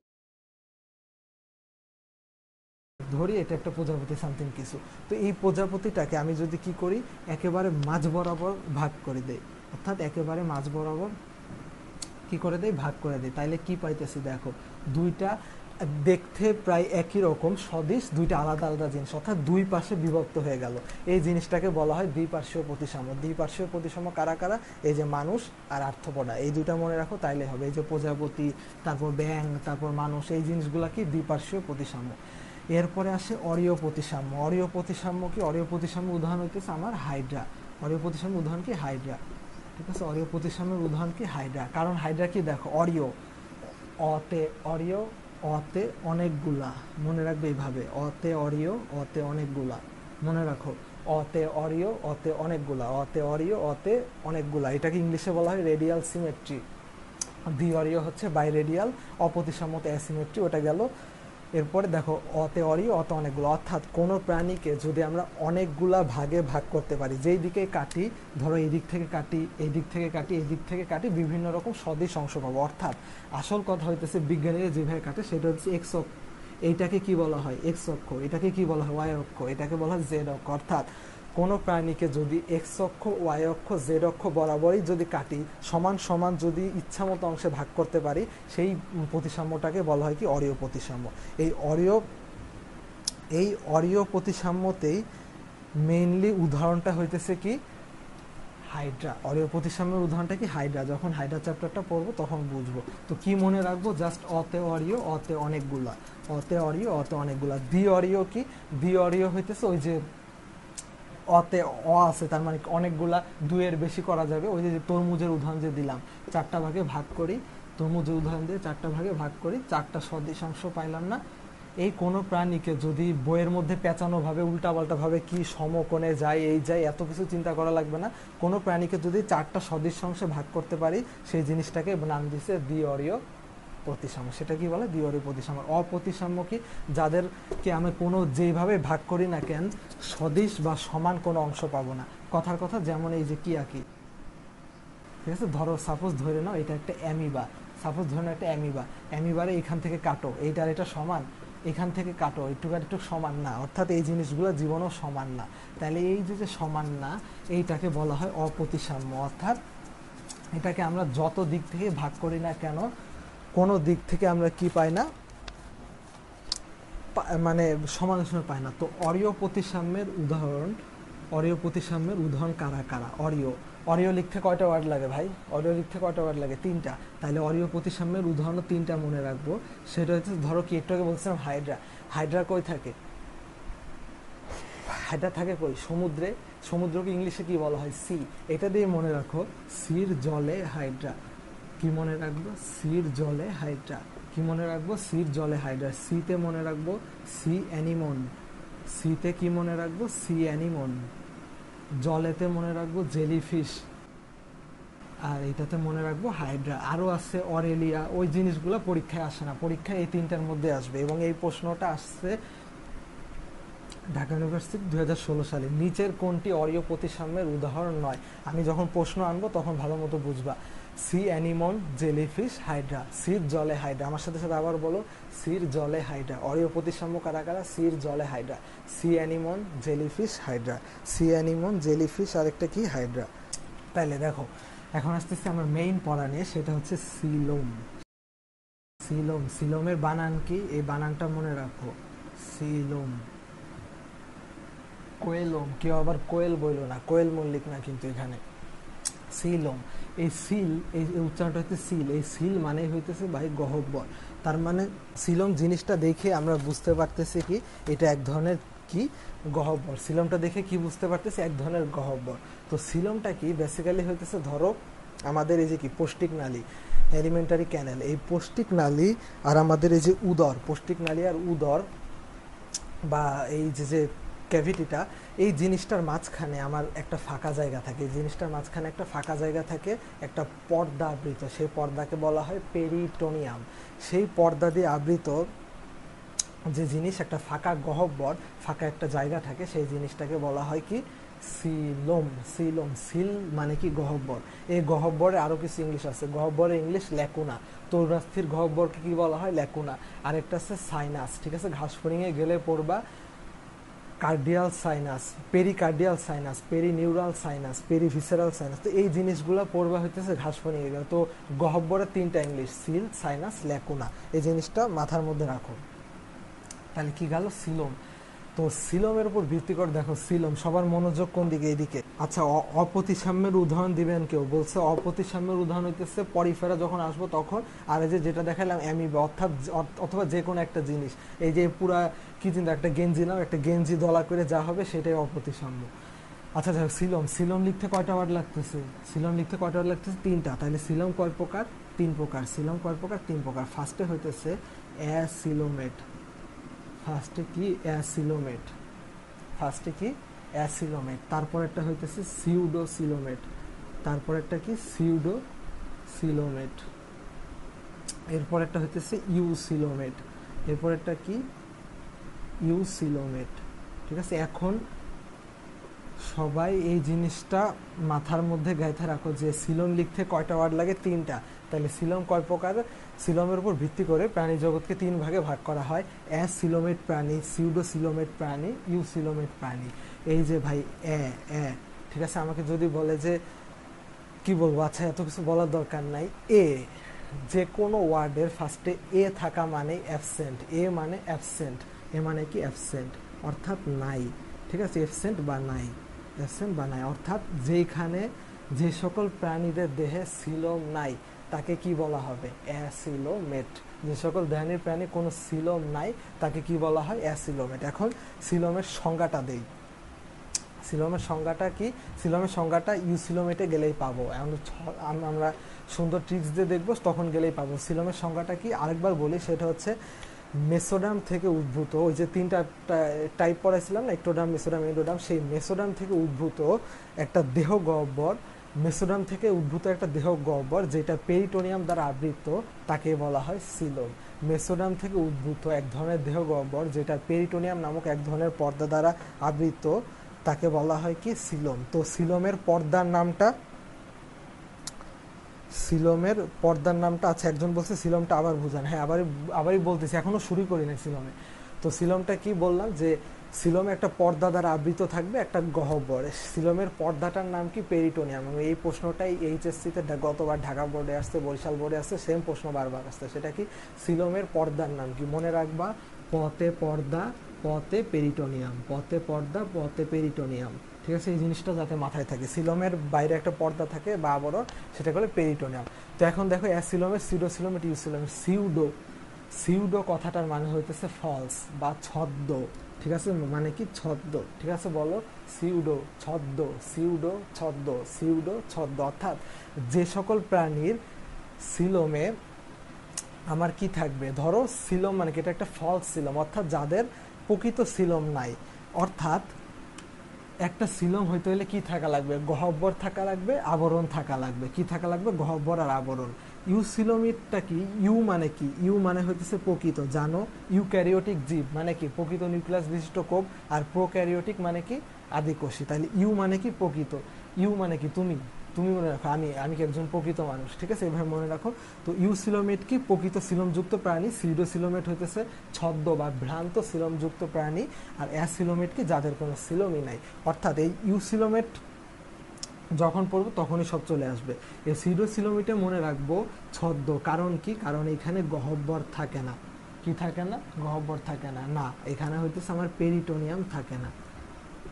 সিলোমে কি থাকে না, পেরিটোনিয়াম থাকে না, অর্থাৎ গহ্বর থাকবে কিন্তু আবরণ থাকবে না। এই গেল অ্যাসিলোমেট, সিউডোসিলোমেট। এখন আসতেছি আমি ইউসিলোমেট নিয়ে, এবং এইটাই ইম্পর্টেন্ট। এটা কি ইম্পর্টেন্ট, ইউসিলোমেট কি, ইউসিলোমেট। ইউসিলোমেটের বাংলা কি, ইউসিলোমেটের বাংলা কি, প্রকৃত সিলোম। দেখো যা লিখতেছি বুঝতেছো নাকি, বলো আমাকে, যে না বুঝতে পারলে কিন্তু লাভ নাই। তাহলে ইউসিলোমেট, ইউসিলোমেটের বাংলা কি, প্রকৃত সিলোম। এই প্রকৃত সিলোম দিয়ে সবকিছু মনে রাখবো। এই মানে সিলোমের বৈশিষ্ট্য যা, যে একজন বললো সিলোম আবার বুঝাই দেন, জাস্ট এই পার্টটুক দেখো, সিলোম নিয়ে আর জীবনও গন্ডগোল লাগবে না। ঠিক আছে, এই পার্ট নিয়ে আর জীবনও গন্ডগোল লাগবে না। এখনও চাইলে ক্লাসটা শেয়ার করতে পারো আর পরিচিত ফ্রেন্ডদের মেনশন করতে পারো। তো ইউসিলোমেট মানে কি, প্রকৃত সিলোম। এই প্রকৃত সিলোম দিয়ে সব কিছু মনে রাখবো, এভরিথিং। ফার্স্টে পতে মনে রাখবো পেরিটোনিয়াম, অর্থাৎ ইউসিলোমেটদের কি কি বৈশিষ্ট্য থাকে, কি থাকবে, পেরিটোনিয়াম, পেরিটোনিয়াম পর্দা থাকবে। ততে মনে রাখবো ত্রিস্তরী, ত্রিস্তরী, অর্থাৎ সকল ত্রিস্তরী প্রাণী ইউসিলোমেট। ত্রিস্তরী প্রাণী মাত্রই হইতেছে কি, ইউসিলোমেট। দু একটা ব্যতিক্রম আছে, সেগুলা পরে লাগবে না। সেই জিনিসটা হচ্ছে কি, ততে মনে রাখবো ত্রিস্তরী, অর্থাৎ ত্রিস্তরী প্রাণীরা ইউসিলোমেট। এই সিতে মনে রাখবো সিতে কি, সিতে হয় ক্যাভিটি, সিতে কি, ক্যাভিটি। ক্যাভিটি মানে কি, গহ্বর, ক্যাভিটি মানে কি, গহ্বর, অর্থাৎ সিলোম মানে হইতেছে গহ্বর। প্রকৃত সিলোম মানে কি, গহ্বর থাকলো, পেরিটোনিয়ামও থাকলো, ত্রিস্তরী।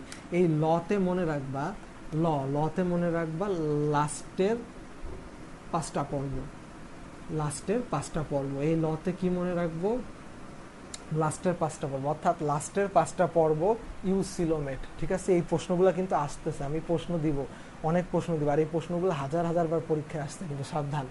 আর এগুলো মুখস্থ করার কিছু নাই, জাস্ট এই জিনিসগুলো ছন্দগুলো মনে রাখো, মনে রাখতে রাখতে এই জিনিসগুলো বারবার প্র্যাকটিস করবে, মনে থাকবে। তাহলে কি প্রকৃত সিলোম, পতে পেরিটোনিয়াম, কতে কিছু নাই, ততে ত্রিস্তরী, সিতে মনে রাখবা ক্যাভিটি গহ্বর, লতে মনে রাখবা লাস্টের 5টা পর্ব। এরপরে এরপরে মতে হইতেছে তোমরা একটা জিনিস মনে রাখবা, খুবই ইম্পর্টেন্ট জিনিস, মতে আমার এখানে লিখে রাখবা, সেটা হইতেছে মেসোডাম উদ্ভূত। সেটা কি? মেসোডাম উদ্ভূত। কি উদ্ভূত? মেসোডাম উদ্ভূত। ঠিক আছে, জাস্ট এই জিনিসটাই মনে রাখো, দেখো মার্কার করে এই জিনিসটা মনে রাখো। ঠিক আছে, প্রকৃত সিলোম, দেখো ইউসিলোমেট মানে কি? ইউসিলোমেট মানে হচ্ছে প্রকৃত সিলোম। ইউসিলোমেট মানে কি?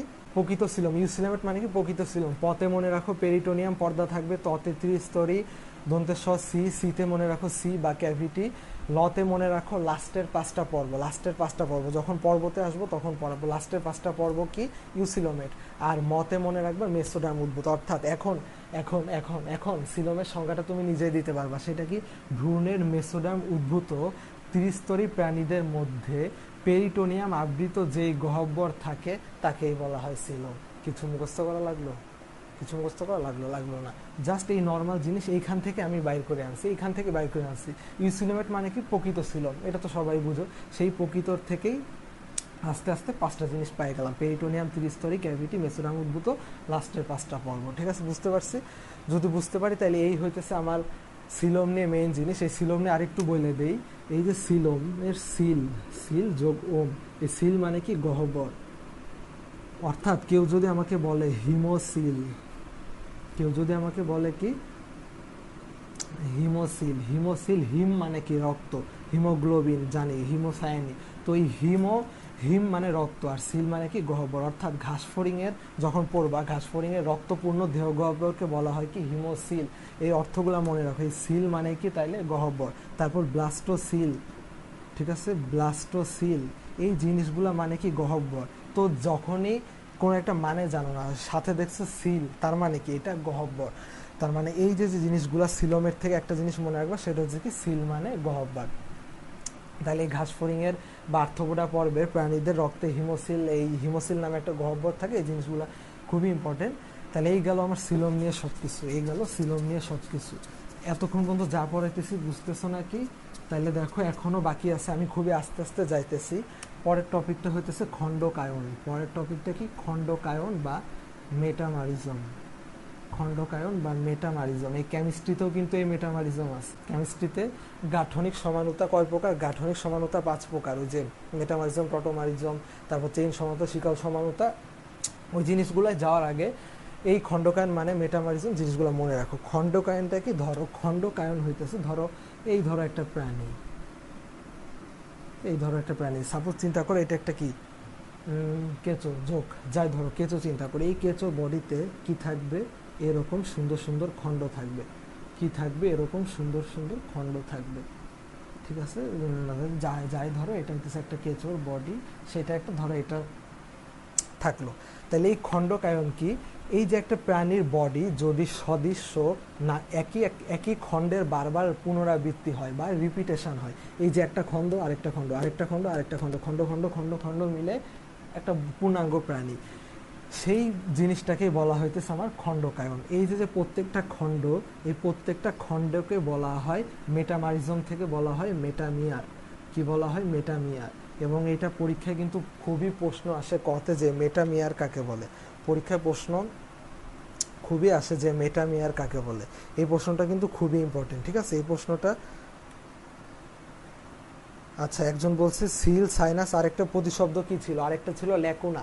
ওই অধ্যায় 7 মানব সাহিত্য তো চলন অঙ্গ চালন, ওইখানে গেলে দেখবা তরুণাস্থির গহ্বরকে বলা হয় ল্যাকুনা, বা যখন মুক্ত সংবহন পড়বা, সেই মুক্ত সংবহনকে বলা হয় ল্যাকুনার সংবহন। সেই ল্যাকুনা মানে হইতেছে গহ্বর। সেই ল্যাকুনা মানে কি? গহ্বর। আচ্ছা দেখো, তো প্রত্যেকটা অংশকে কি বলা হয়? মেটামিয়ার। কতে প্রচুর প্রচুর আসে, একটা একটা হাই ভোল্টেজ জ্ঞানমূলক। হাই ভোল্টেজ জ্ঞানমূলক কি? মেটামিয়ার কাকে বলে? মেটামিয়ার। মিয়ার মানে কি? মিয়ার মানেই মনে রাখবো অংশ বা খণ্ড। মিয়ার মানেই খণ্ড। এই মিয়ার কথাটা কই পাও? সব জায়গায় পাও। পেপ্লোমিয়ার, ডিপ্লোমিয়ার, ক্রোমোমিয়ার, অর্থাৎ কি ক্রোমোজোমের এক একটা অংশকে বলা হয় ক্রোমোমিয়ার, লিপিডের এক একটা অংশকে বলা হয় পেপ্রোমিয়ার, সেন্ট্রোজোমের এক একটা অংশকে বলা হয় সেন্ট্রোমিয়ার। এই মিয়ার মানে হইতেছে অংশ, ঠিক আছে? এই জিনিসটা যাতে মনে রাখে, মুখস্থ করার কিছু না। আমি যদি বলে মেটামিয়ার কি, মনে রাখবো মিয়ার মানে অংশ। তাইলে এই যে খণ্ড, একটা যে কোনো খণ্ডকায়ন বিশিষ্ট প্রাণীর প্রত্যেকটা ছোট ছোট খণ্ডকে বলা হয় একটা মেটামিয়ার। তাহলে এই খণ্ডকায়নটা আবার বিভিন্ন ভাগে ভাগ করা যায়। দেখো এই যে খণ্ডকায়ন, এটা তো আমরা বাইরের থেকে দেখতে পারতেছি, ঠিক আছে? বাইরের থেকে দেখতে পারতেছি, কিন্তু অনেক কিছু আছে বাইরের থেকে দেখতে পায় না। যেমন আমাদের এই যে পিঠে কি আছে, মেরুদণ্ড। এই মেরুদণ্ডটা কিভাবে গঠিত হয়েছে, দেখো এই মেরুদণ্ডটা এইভাবে গঠিত হয়েছে, এই একটার পর একটা খণ্ড একসাথে হয়ে। আমার আঁকা ভালো হইতেছে না, জাস্ট দেখাইতেছি যে একটার পর একটা মেরু মানে কশেরুকা সুন্দর মতো হয়ে হয়ে হয়ে একটা মেরুদণ্ড গঠন করছে। সেই মেরুদণ্ডটাও কি একটা সুন্দর খণ্ডের পুনরাবৃত্তি, অর্থাৎ এটাও কি খণ্ডকায়নের উদাহরণ। তার উপর ভিত্তি করে এই খণ্ডকায়নকে দুই ভাগে ভাগ করা যায়। তার উপর ভিত্তি করে খণ্ডকায়নকে দুই ভাগে ভাগ করা যায়। কি কি? একটা হচ্ছে প্রকৃত খণ্ডকায়ন, আর একটা হচ্ছে কি অপ্রকৃত খণ্ডকায়ন। একটা হচ্ছে কি প্রকৃত খণ্ডকায়ন, আর একটা হচ্ছে যে কোনো জিনিসেরই হইতেছে দুই রকমের, একটা ভালো টাকা একটা জাল টাকা, সেম প্রকৃত খণ্ডকায়ন অপ্রকৃত খণ্ডকায়ন। তো প্রকৃত খণ্ডকায়নের উদাহরণ কি জানো? যে কেঁচো যোগ, অর্থাৎ যাদের আমরা বাইরে থেকে সুস্পষ্ট এবং সুন্দর মতো বুঝতে পারি খণ্ডটা, এবং সুন্দর সুন্দর সদৃশ অংশে বিভক্ত, সেটাকে বলা হয় প্রকৃত খণ্ডকায়ন, যেটা বাইরের থেকে বুঝতে পারি। সেটার উদাহরণ কোন প্রাণী? অ্যানেলিডা। যারা অ্যানেলিডা কি বুঝো না সেটা বাদ দাও, মনে রাখো কেঁচো আর যোগ, কেঁচো আর যোগ। কি কি? কেঁচো আর যোগ। এই উদাহরণগুলো কিন্তু পরীক্ষায় আসে, কেঁচো আর যোগ। এখন আসি অপ্রকৃত খণ্ডকায়ন। কিছু অপ্রকৃত খণ্ডকায়ন আবার তিন প্রকার। অপ্রকৃত খণ্ডকায়ন তিন প্রকার। একটা হইতেছে বাহ্যিক খণ্ডকায়ন, একটা হইতেছে অভ্যন্তরীণ খণ্ডকায়ন, আর একটা হইতেছে অখণ্ডায়িত, মানে কোনো খণ্ডই নাই, ঠিক আছে? বাহ্যিক খণ্ডায়নের উদাহরণ কি? আর্থ্রোপোডা। বাহ্যিক খণ্ডায়নের উদাহরণ কি? আর্থ্রোপোডা। অর্থাৎ তেলাপোকা বা এই টাইপের জিনিসগুলার বাহ্যিক খণ্ডকায়ন, অর্থাৎ তাদের দেহগুলা বাইরের দিক থেকে বিভিন্ন অংশে বিভক্ত। যেমন কি বলে ঘাসফড়িং, ঘাসফড়িংয়ের বাইরের থেকে বিভিন্ন অংশ থাকে, ঠিক আছে? মনে রাখবে এইভাবে, হেড, অ্যাবডোমেন, টেল। এই জিনিসগুলো হইতেছে বাইরের থেকে, একটা খণ্ড না, এই জিনিসগুলো বাইরের থেকে কিছুটা উপলব্ধি করা যায়, কিন্তু মানে বোঝা যায় না যে একেবারে সম্পূর্ণরূপে আছে তাও না, কিন্তু বাইরের থেকে বোঝা যায় যে না খণ্ড আছে। সেটার উদাহরণ কি? মানে আর্থ্রোপোডা। এরপর অভ্যন্তরীণটা হইতেছে মানুষের কশেরুকা। অভ্যন্তরীণের উদাহরণটা কি? মানুষের কশেরুকা। যেটা বললাম মানে এটা অভ্যন্তরীণ, এটা আমাদের কি ত্বকের মধ্যে ঢাকা আছে, এটা শরীরের অভ্যন্তরে আছে, এর জন্য এটাকে বলা হয় অভ্যন্তরীণ খণ্ডকায়ন। এরপর হচ্ছে অখণ্ডায়িত। অখণ্ডায়িত কারা কারা? অখণ্ডায়িত কারা কারা মনে রাখবা, নেমাটোডা, মলাস্কা, একাইনোডার্মাটা। এদেরকে কোনো খণ্ডই করা যায় না, বা এদের শরীরে কোনো খণ্ডই নাই। এই জিনিসগুলো তোমার লাগবে না, এই জিনিসগুলো পরীক্ষায় আসে না। তাহলে খণ্ডকায়নটা বুঝতে পারছি। খণ্ডকায়ন কয় প্রকার? দুই প্রকার, প্রকৃত খণ্ডকায়ন অপ্রকৃত খণ্ডকায়ন। প্রকৃত খণ্ডকায়ন কারা কারা? কেঁচো যোগ, কেঁচো যোগ, কেঁচো আর যোগ আমরা তো দেখলেই বুঝতে পারি এইটাই যে আলাদা আলাদা খণ্ড। তারপরে কি অপ্রকৃত খণ্ডকায়ন তিন প্রকার, বাহ্যিক খণ্ডকায়ন, অভ্যন্তরীণ খণ্ডকায়ন, অখণ্ডায়িত। বাহ্যিক আর্থ্রোপোডা, অভ্যন্তরীণ কশেরুকা, অখণ্ডায়িত ওই যেগুলো বললাম এগুলো, ঠিক আছে? তাইলে এই গেল। এখন আসি এর পরের টপিক, সেটা হইতেছে অঞ্চলায়ন বা ট্যাগমাটাইজেশন। সেটা কি? অঞ্চলায়ন বা ট্যাগমাটাইজেশন কি? অঞ্চলায়ন। হেডলাইন দাও, হেডলাইন দাও। কেউ যদি মনে করে যে শুয়ে বসে এই ক্লাস করি, তাহলে কিন্তু হবে না। সামনে একটা খাতা রাখো, খাতা রেখে নোট করো। আমি যা লিখতেছি তার সাথে সাথে লেখো। অঞ্চলায়ন বা ট্যাগমাটাইজেশন। অঞ্চলায়ন বা কি? ট্যাগমাটাইজেশন। তো দেখো এই যে অঞ্চলায়ন বা ট্যাগমাটাইজেশন, এই জিনিসটা কি? আমাদের শরীরকে যদি বিভিন্ন অঞ্চলে ভাগ করা যায়, সেই অঞ্চলে পুরো একটা প্রাণীর দেহকে বিভিন্ন অঞ্চলে ভাগ করার প্রক্রিয়াকে বলা হয় কি? অঞ্চলায়ন বা ট্যাগমাটাইজেশন। তো প্রত্যেকটা অঞ্চলকে এক একটা কি বলা হয়? ট্যাগমাটা। প্রত্যেকটা অঞ্চলকে কি বলা হয়? এক একটা ট্যাগমাটা। তাহলে এই যে অঞ্চলায়ন, অঞ্চলায়নের মধ্যে আমার যে জিনিসটা জানা লাগবে সেটা হচ্ছে অঞ্চলায়ন কাদের ক্ষেত্রে হয়।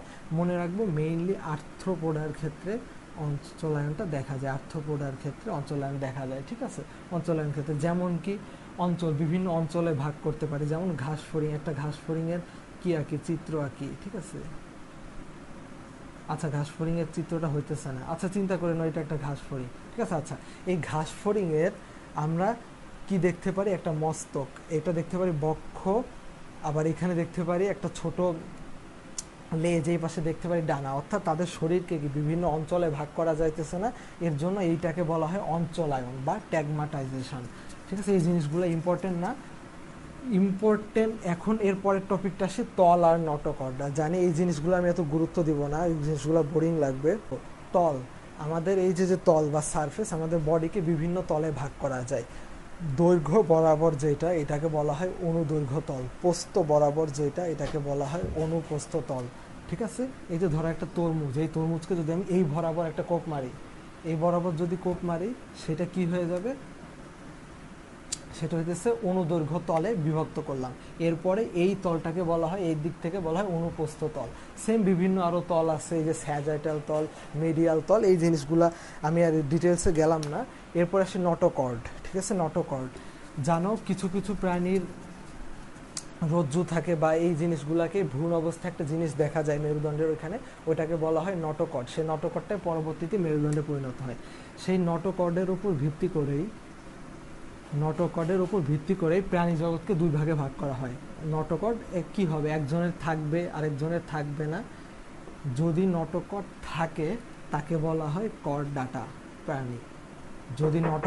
যদি নটোকর্ড থাকে তাকে বলা হয় কি প্রাণী, করডাটা প্রাণী। যদি নটোকর্ড না থাকে তাকে বলা হয় নন করডাটা। তাকে কি বলা হয়, নন করডাটা। ঠিক আছে, টোটাল মেজর ফাইলাম 9টা। এই 9টার মধ্যে মনে রাখবো যে করডাটা পর্বটা হইতেছে কি একটা মাত্র, করডাটাকে মাত্র একটা জিনিস।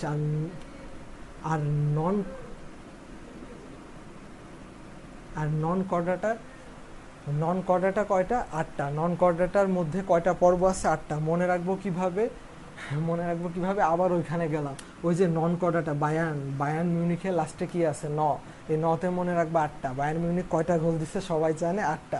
সেই 8টা থেকে বায়ার্ন মিউনিখ থেকে মনে রাখবা নন কর্ডাটা প্রাণীর পর্ব কয়টা, 8টা। ঠিক আছে, এই জিনিসগুলো মাথায় রাখো। এই গেল নটোকর্ড। এরপরে যে জিনিসটা আসবো, সব কিছু শেষ, তাইলে এই যে শ্রেণীকরণের ভিত্তি, এগুলা সব গেল, সব কিছু। এরপরে লাস্ট যেটা নিয়ে আসবো সেটা হচ্ছে রক্ত সংবহন তন্ত্র। সেটা কি, রক্ত সংবহন তন্ত্র বা ব্লাড সার্কুলেশন। দেখি কয়জন আছে, দেখে আসি। 64 জন, যাক ভালোই কমছে, পুরো অর্ধেক হয়ে গেছে। আমি ক্লাসটা 2 ঘন্টা পরে ডিলিট করে দিব, এটা থাকবে না। আচ্ছা, রক্ত সংবহন তন্ত্র। এই রক্ত লিখতে কয়টা ওয়ার্ড লাগে, 2টা। তো রক্ত সংবহন তন্ত্র মেইনলি হইতেছে আমার 2 প্রকার। মেইনলি কয় প্রকার, 2 প্রকার। একটা হইতেছে মুক্ত সংবহন, এই জিনিসগুলো বুঝো, মুক্ত সংবহন। আরেকটা হইতেছে কি বদ্ধ সংবহন। মুক্ত সংবহন, বদ্ধ সংবহন। তো মুক্ত সংবহন কাকে বলে, যেখানে রক্ত কি মুক্ত থাকে না। এইভাবে মনে রাখবা, যেখানে রক্ত যদি গহ্বরে প্রবেশ করে, রক্ত যদি যে কোনো গহ্বর বা ফাঁকা জায়গায়, যে কোনো জায়গায় ফাঁকা জায়গায় প্রবেশ করে, তাকে বলা হয় মুক্ত সংবহন, গহ্বরে প্রবেশ করে। আর যদি গহ্বরে প্রবেশ না করে তাকে বলা হয় বদ্ধ সংবহন। অর্থাৎ বদ্ধ কিসের মধ্যে, বদ্ধ রক্তনালী ও হৃৎপিণ্ডের মধ্যেই বদ্ধ, রক্তনালী ও হৃৎপিণ্ডের মধ্যে বদ্ধ। তাইলে বলো ভাই মানুষের রক্ত সংবহনতন্ত্র কি সংবহনতন্ত্র? অবশ্যই বদ্ধ সংবহনতন্ত্র। কারণ কি, মানুষের এই যে বাম পাশে কি আছে, হার্ট, এই হার্ট থেকে আমাদের শিরা, ধমনী, লসিকা, এই জিনিসগুলোর মাধ্যমে কি রক্ত বাহিত হয়। কখনো কি দেখছো রক্তটা ছিটকায় চলে আসতেছে, বা রক্তটা যে কোনো ফাঁকা জায়গায় বা এই পৌষ্টিক নালীর মধ্যে রক্ত পাওয়া যাইতেছে? না, রক্ত পাওয়া যাবে না। রক্ত একটা নির্দিষ্ট নালীর মধ্যে দিয়ে চলাচল করে, কখনো গহ্বরে এসে পৌঁছায় না। কিন্তু মুক্ত সংবহন হইতেছে যখন রক্তটা একটা ফাঁকা জায়গা বা গহ্বরে প্রবেশ করে। তাহলে এখন মনে রাখবো কিভাবে উদাহরণটা, মুক্ত সংবহন দেখো মনে রাখি, সেটা হইতেছে দেখো মুক্ত মানে কি, ধরো আমি মুক্ত, আমি কি বড় হয়ে গেছি, আমি তোমাদের থেকে বড়, তাহলে মনে রাখবো যে বড়রাই মুক্ত। কি মনে রাখবো, বড়রাই মুক্ত। এখন দেখো এই বড়রা কারা, প্রাণী জগতে, আমি পরে আবার এটা ডিটেলস জানাবো। প্রাণী জগতে মেজর ফাইলাম কয়টা, 9টা। এটার মধ্যে সবচেয়ে বেশি সংখ্যক প্রজাতি পাওয়া যায়, অর্থাৎ সর্ববৃহৎ পর্ব হইতেছে আর্থ্রোপোডা। সর্ববৃহৎ পর্ব কোনটা, আর্থ্রোপোডা। সর্ববৃহৎ পর্ব কোনটা, আর্থ্রোপোডা। সেই আর্থ্রোপোডাটা আমার কি মুক্ত সংবহন। আর আরো বড় কি আছে, আর্থ্রোপোডার পরেই সবচেয়ে বৃহৎ কে, মলাস্কা। মলাস্কাকে বলা হয় দ্বিতীয় বৃহত্তম।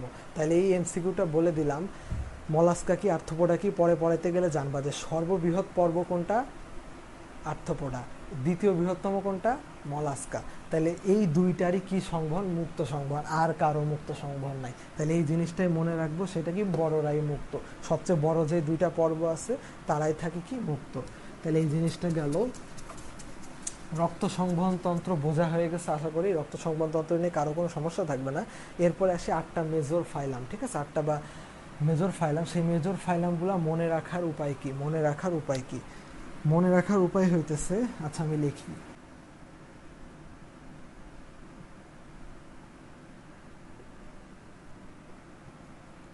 ঠিক আছে 8টা হবে না, 9টা।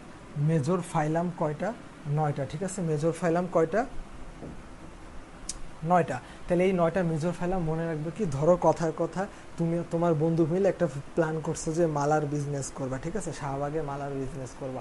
এখন তোমার বন্ধুটা, তুমি প্ল্যানে সাকসেসফুল হয়েছো, কিন্তু তোমার বন্ধুটা সেই মালা বিক্রির প্ল্যানে সাকসেসফুল হয় না। তুমি তারে বলছো যে এই যা বেটা যা, তুই যে বিজনেস কর, তুই একা একা অর্থ দিয়ে বিজনেস কর, টাকা দিয়ে বিজনেস কর, ঠিক আছে। তো এই জিনিসটাই মনে রাখো, পারোনি প্ল্যানে মালা এনে অর্থ একাই করো। পারোনি প্ল্যানে মালা এনে অর্থ একাই করো। তাহলে আমার সাথে সাথে আবার বলো, পারোনি প্ল্যানে মলা এনে আর একাই করো। পারোনি প্ল্যানে মলা এনে আর একাই করো। কেউ যদি আমাকে প্রশ্ন করে, ভাই এটা কি সিরিয়াসলি মুখস্থ থাকা লাগবে? হ্যাঁ অবশ্যই, 100% এটা সিরিয়ালি মুখস্থ থাকা লাগবে। কেন থাকা লাগবে আমি বলতেছি। ফার্স্টে পারোতে দেখো, লেখো পরিফেরা। ফার্স্টে কি, পরিফেরা। নিতে কি, নিডারিয়া। নিতে কি, নিডারিয়া। Porifera Cnidaria. প্লাতে মনে রাখবা প্লাটি হেলমিনথিস। কি মনে রাখলাম, প্লাটি হেলমিনথিস। নেতে মনে রাখবো নেমাটোডা, অনেকক্ষণ হয়ে গেছে ক্লাসের, নেমাটোডা। মালাতে মনে রাখবো মলাস্কা। মালাতে কি মনে রাখবো, মলাস্কা। এনেতে মনে রাখবো অ্যানেলিডা। অ্যানেলিডা। এটাতে মনে রাখবো আর্থ্রোপোডা। এটাতে মনে রাখবো কি, আর্থ্রোপোডা। আর এরাই কি সবচেয়ে বৃহত্তম, এবং এইটাই পরীক্ষায় সবচেয়ে বেশি আসে। আর্থ্রোপোডাই পরীক্ষায় সবচেয়ে বেশি রাখে, কারণ এটা সবচেয়ে বৃহত্তম। একাইতে মনে রাখবা একাইনোডারমাটা। একাইনোডারমাটা। একাইনোডারমাটা। আর করে মনে রাখবা করডাটা। করে কি, করডাটা। তাহলে এই জিনিসগুলো মাথায় থাকলো। পারোনি প্ল্যানে মলায়নে অর্থ একাই করো। পারোনি প্ল্যানে মলায়নে, পারোনি প্ল্যানে মলায়নে অর্থ একাই করো। আচ্ছা একজন বলছে ঝাপসা না, ঝাপসা হওয়ার কথা না। দেখো লাইভ ক্লাসে আমার কথা শোনো, আমার কথা শোনো, বোর্ডে পড়ে থাকো। পারোনি প্ল্যানে মালায়নে অর্থ একাই করো। পারোনি প্ল্যানে মালায়নে অর্থ একাই করো। Porifera Cnidaria Platyhelminthes Nematoda Mollusca Annelida Arthropoda Echinodermata Chordata. এখন এই জিনিসটা সিরিয়ালি মনে রাখা লাগবে কেন? এরা হইতেছে 1, এরা হইতেছে 2, এরা হইতেছে 3, এরা 4, এরা 5, এরা 6, এরা 7, এরা 8, এরা 9। এই সিরিয়ালটা হইতেছে উন্নতির ক্রম। সিরিয়ালটা কিসের ক্রম? উন্নতির ক্রম। অর্থাৎ আমাকে যদি প্রশ্ন করে সবচেয়ে অনুন্নত প্রাণী কোনটা, সবচেয়ে অনুন্নত পর্ব কোনটা, পরিফেরা। অর্থাৎ একেবারে সৃষ্টির প্রথমে সর্বপ্রথম সৃষ্ট বহুকোষী জীব হইতেছে পরিফেরা। সেই পরিফেরার পরে আসে, পরিফেরার থেকে একটু উন্নত নিডারিয়া, নিডারিয়ার থেকে একটু উন্নত প্লাটিহেলমিনথিস, প্লাটিহেলমিনথিস থেকে একটু উন্নত নেমাটোডা, নেমাটোডার থেকে আরেকটু উন্নত মলাস্কা, আরেকটু উন্নত অ্যানেলিডা, আরেকটু উন্নত আর্থ্রোপোডা, আরেকটু উন্নত একাইনোডারমাটা। কারণ দেখো এরা ছিল কোথায়, এরা ছিল একেবারে সমুদ্রের তলদেশে। এরপরে মানে স্থলে আসছে, স্থলের থেকে আকাশে, আকাশ থেকে আসছে এমন একটা জায়গায় করডাটা। এই করডাটার মধ্যে কি আছে, মানুষ। তাইলে আমাকে যদি বলে সবচেয়ে উন্নত কারা, করডাটা। এর জন্যই মানুষকে বলা হয় কি, সৃষ্টির সেরা জীব। সৃষ্টির সেরা জীব তাহলে কেন বলা হয়? কারণ মানুষ সবচেয়ে উন্নত প্রাণী। মানুষ সবচেয়ে কি প্রাণী, উন্নত প্রাণী। আর সবচেয়ে অনুন্নত কারা, পরিফেরা। মনে রাখবা পথে প্রাচীন, পথে পরিফেরা, পথে প্রাচীন, পথে পরিফেরা। তাহলে এই জিনিসগুলো সিরিয়ালি মনে থাকলো। এখন আমি কিছু প্রশ্ন নিয়ে আসি। আচ্ছা আমি আজকে আর পরিফেরার দিকে যাব না, পরিফেরা পরের দিন থেকে শুরু করব। আজকে আর তোমাদের পরিফেরা পড়াইতে গেলে প্যারা হয়ে যাবে। আমি এখন প্রশ্ন দিতেছি। আচ্ছা 3টা প্রশ্ন দিছি, দেখো 3টা প্রশ্ন দিছি, সবাই এদিকে তাকাও। এখন হইতেছে কুইজ সেশন, সব পড়ানো শেষ, এখন হইতেছে কুইজ সেশন। সব পড়ানো শেষ, এখন হইতেছে কুইজ সেশন। দেখো 3টা প্রশ্ন দিছি। মেডিকেল 2014 সালে আসছে। নিচের কোনটি ভ্রান্ত সিলোমযুক্ত প্রাণী? Cnidaria, Platyhelminthes, Nematoda, Arthropoda. আমাকে জানাও, অপশনে জলদি জানাও। নিচের কোনটি ভ্রান্ত সিলোমযুক্ত প্রাণী? Cnidaria, Platyhelminthes, Nematoda, Arthropoda. ভ্রান্ত সিলোমযুক্ত প্রাণী কোনটা, এটা আমি হয়তো পড়ায় নাই, পরের দিন পড়াবো কোনটা অ্যাসিলোমেট, কোনটা ইউসিলোমেট, কোনটা সিউডোসিলোমেট। তো মনে রাখবা ফার্স্টে যেটা জিনিস, প্রথম তিনটা পর্ব হইতেছে কি অ্যাসিলোমেট, প্রথম তিনটা পর্ব কি অ্যাসিলোমেট। 4 নাম্বারটা নেমাটোডাটা হইতেছে সিউডোসিলোমেট। কি নেমাটোডা, নেমাটোডাটা হইতেছে কি সিউডোসিলোমেট। অ্যান্সারটা বলেই দিলাম, নেমাটোডা হচ্ছে সিউডোসিলোমেট। এটা পড়াতে গেলে আরো টাইম লাগতো, আর পরের দিন পড়াবো। নেমাটোডাটা কি সিউডোসিলোমেট, নেমাটোডাটা কি তাইলে সিউডোসিলোমেট, আর বাকি পরের সবগুলা হইতেছে ইউসিলোমেট। এরপর দেখো শ্রেণীবিন্যাসের ভিত্তি 9 কোনটি? ঢাকা ইউনিভার্সিটি 16, জাহাঙ্গীরনগর 17-তে আসছে। সিলোম, প্রতিসাম্য, গ্যাস্ট্রুলেশন, অঞ্চলায়ন। শ্রেণীবিন্যাসের ভিত্তি 9 কোনটি? সিলোম, প্রতিসাম্য, গ্যাস্ট্রুলেশন, অঞ্চলায়ন। এরপরের প্রশ্ন, নিচের কোনটি অপ্রতিসাম্য? নিচের কোনটি অপ্রতিসাম্য? Sponge, hydra, jellyfish, amoeba. জলদি কোশ্চেনের অ্যান্সার জানো, আমি একটু বসি। জলদি কোশ্চেনের অ্যান্সার জানো, আমি একটু বসি। প্রত্যেকটা অ্যান্সার জানো। আচ্ছা হ্যাঁ হ্যাঁ, নেমাটোডা বলতেছো, আচ্ছা ঠিক আছে। তাহলে এরপরে দেখো, এরপরের প্রশ্ন দুটো অ্যান্সার দাও, এরপরের প্রশ্ন দুটো অ্যান্সার দাও। শ্রেণীবিন্যাসের ভিত্তি 9 কোনটি? শ্রেণীবিন্যাসের ভিত্তি 9 কোনটি? সিলোম, প্রতিসাম্য, গ্যাস্ট্রুলেশন, অঞ্চলায়ন। সিলোম, প্রতিসাম্য, গ্যাস্ট্রুলেশন, অঞ্চলায়ন। শ্রেণীবিন্যাসের ভিত্তি 9 কোনটি? আচ্ছা, একজন অ্যান্সার দিছে নিচের কোনটি অপ্রতিসাম্য? Sponge, hydra, jellyfish, amoeba. হ্যাঁ, ও অ্যান্সার দিছে স্পঞ্জ। আচ্ছা, আরো কেউ অ্যান্সার দাও, আমি দেখি। হ্যাঁ, একজন বলছে গ্যাস্ট্রুলেশন, এই তো গ্যাস্ট্রুলেশন, আর বলছে স্পঞ্জ। আচ্ছা, খুবই ইজি প্রশ্ন, গ্যাস্ট্রুলেশন আর স্পঞ্জ, আমি আর বাড়াইতেছি না। তাইলে নিচের কোনটা ভ্রান্ত সিলোমযুক্ত প্রাণী? নেমাটোডা। শ্রেণীবিন্যাসের ভিত্তি 9 কোনটি? Gastrulation, nematoda. নিচের কোনটি অপ্রতিসাম্য? স্পঞ্জ, কারণ স্পঞ্জকে আমরা কোনো তলেই ভাগ করতে পারি না ঠিকমতো সদৃশ্য অংশে। তাহলে এই জিনিসটা গেল। তাহলে এখন আজকে ক্লাসটা আমি এখানে শেষ করে দিতেছি, আর টানবো না। পরের দিন থেকে আমি ওই মেজর ফাইলামে চলে যাব, পরিফেরা, নিডারিয়া, প্লাটিহেলমিনথিস, এগুলোর বৈশিষ্ট্য মনে রাখা লাগবে ওগুলোতে। তাহলে দেখো, তাহলে আজকের ক্লাসটা এখানেই শেষ করব। তো আজকের ক্লাসে একটা ওভারভিউ দেই। ফার্স্টের ক্লাসে আমরা একেবারে শুরুতে করছিলাম যে চ্যাপ্টারটার নাম কি? প্রাণীর বিভিন্নতা, শ্রেণীবিন্যাস। প্রাণীর বিভিন্নতা কি ছিল? প্রাণীর বিভিন্নতা ছিল প্রাণীর বৈচিত্র্য। প্রাণীর বৈচিত্র্য লিখতে কয়টা লেটার লাগে? 3টা। তাহলে প্রাণীর বৈচিত্র্য কয় প্রকার? 3 প্রকার। মনে রাখছিলাম কিভাবে? 5G: প্রজাতিতন্ত্র বৈচিত্র্য, বাস্তুতান্ত্রিক বৈচিত্র্য, জিনগত বৈচিত্র্য। জিনগত বৈচিত্র্য অপর নাম কি ছিল? অন্তঃপ্রজাতিক বৈচিত্র্য। এরপরে আসে শ্রেণীবিন্যাস। শ্রেণীবিন্যাসের জনক কে ছিল? Carolus Linnaeus. ক্যারোলাস লিনিয়াসের একটা বইয়ের নাম কি ছিল? সিস্টেমা ন্যাচারাম। এরপরে আসি শ্রেণীকরণের ভিত্তি। শ্রেণীকরণের বিভিন্ন ভিত্তি ছিল, যে সিলোম, তারপর অঞ্চলায়ন, ট্যাগমাটাইজেশন, এই প্রত্যেকটা জিনিস সুন্দর মতো আলোচনা করছি ফার্স্টের থেকে। তো ওই জিনিসগুলো কী ছিল? আচ্ছা, ভ্রূণ স্তর ছিল। ভ্রূণ স্তর কয় প্রকার ছিল? 3 প্রকার। এই এক্টোডার্ম, এন্ডোডার্ম, মেসোডার্ম। তারপর ভ্রূণ স্তরে কোনটা কোন পর্যায়ে? জাইগোটের পরে কী হয় মনে রাখছিলাম? জাম্বু গাছে, জাইগোট, মরুলা, ব্লাস্টুলা, গ্যাস্টুলা, জাম্বু গাছে। তারপরে ছিল প্রতিসাম্যতা। প্রতিসাম্যতা লিখতে কয়টা ওয়ার্ড লাগে? 5টা। তাহলে প্রতিসাম্যতা মেইনলি 5 প্রকার ছিল: দ্বিপার্শ্বীয়, দ্বিঅরীয়। তো অরীয় প্রতিসাম্যের উদাহরণ মনে রাখাছিলাম কিভাবে? অরীয়তে মনে রাখবো অতে অরীয়, অতে অনেকগুলো। আর মনে রাখছিলাম সির জলে hydra, sea animal, jellyfish, hydra. গোলীয় প্রতিসাম্য মনে রাখছিলাম ও দিয়ে, হেলিও, রেডিও, গোলীয়। তারপর ভলভো, এই জিনিসগুলো, বা গোল দিব হালি ভরে, যেভাবে মনে রাখো। এরপরে ছিল অঞ্চলায়ন। অঞ্চলায়ন বিভিন্ন অঞ্চলে ভাগ করে পাতা, আর্থ্রোপোডার প্রাণীদের। এরপরে ছিল হইতেছে কি? খণ্ডকায়ন, কেঁচো, জোক, অ্যানেলিডা প্রকৃত খণ্ডকায়ন। অপ্রকৃত খণ্ডকায়নে ছিল মানুষের কষের রোগ। একটা কথা মনে রাখবা, একটা জিনিস, মেরুদণ্ডী প্রাণীদের হাট থাকে সামনে, এই যে আমার হাট কি সামনে না? অঙ্কীয় দেশে। আর অমেরুদণ্ডী প্রাণীদের ক্ষেত্রে হাট থাকবে পেছনে। আর আমাদের কশেরুকা বা আমাদের স্নায়ুরজ্জু কিসে আছে? আমাদের স্নায়ুরজ্জু পেছনে। আমাদের অর্থাৎ মেরুদণ্ডী প্রাণীদের স্নায়ুরজ্জু থাকবে পেছনে, কিন্তু অমেরুদণ্ডী প্রাণীদের স্নায়ুরজ্জু থাকবে সামনে। অর্থাৎ মেরুদণ্ডীর অমেরুদণ্ডীর বৈশিষ্ট্য পুরা ভাইস ভার্সা। এই গেল। এরপর ছিল নটোকড, নটোকডের উপর ভাগ করছে। এরপর ছিল সিলোমের উপর অ্যাসিলোমেট, ইউসিলোমেট, সিউডোসিলোমেট। এই জিনিসগুলো সুন্দর মতো আলোচনা করছি।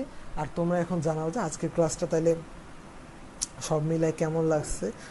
হ্যাঁ, স্পঞ্জ, হ্যাঁ আচ্ছা। তাহলে আজকে ক্লাসটা আমাকে বলো যে কেমন লাগছে। নেক্সট ক্লাস দেখে আমি কালকে নেওয়ার চেষ্টা করব। কালকে না নিলেও পরশু দিন নিব, আমি জানাই দিব। কালকে নেওয়ার চেষ্টা করব ক্লাসটা রাত 8টা বা 8:30-টার দিকে। তাহলে আজকে এই পর্যন্তই। সবাইকে অসংখ্য ধন্যবাদ ক্লাসটা করার জন্য। আর 2 ঘন্টার মধ্যে ক্লাসটা ডিলিট করে দিব। যারা দেখার আবার দেখার এখনই দেখে নাও, বা কেউ যদি ডাউনলোড করে নিতে চাও সেটাও নিজের জন্য করতে পারো। কেউ আবার অন্য কোনো চ্যানেলে আপলোড দিও না, গেছে। আচ্ছা, তাহলে তো আজকে এখানে শেষ করতেছি। সবাই ভালো থাকো, সুস্থ থাকো, অনেক ভালো থাকো। সবাইকে পরীক্ষার জন্য, এইচএসসি পরীক্ষা আছে, যারা ফার্স্ট ইয়ার আছো, অ্যাডমিশন আছো, সবার জন্য অসংখ্য অসংখ্য শুভকামনা। Best of luck. এবং এই চ্যাপ্টারের নোটটা স্কুল অফ হিডেন ট্যালেন্টসে আপলোড দিয়ে দাও, কারণ ক্লাসটা ডিলেট হয়ে গেলেও কিন্তু নোটটা থাকবে। আর এটাই, সবাই সুস্থ থাকো, ভালো থাকো, বেস্ট অফ লাক।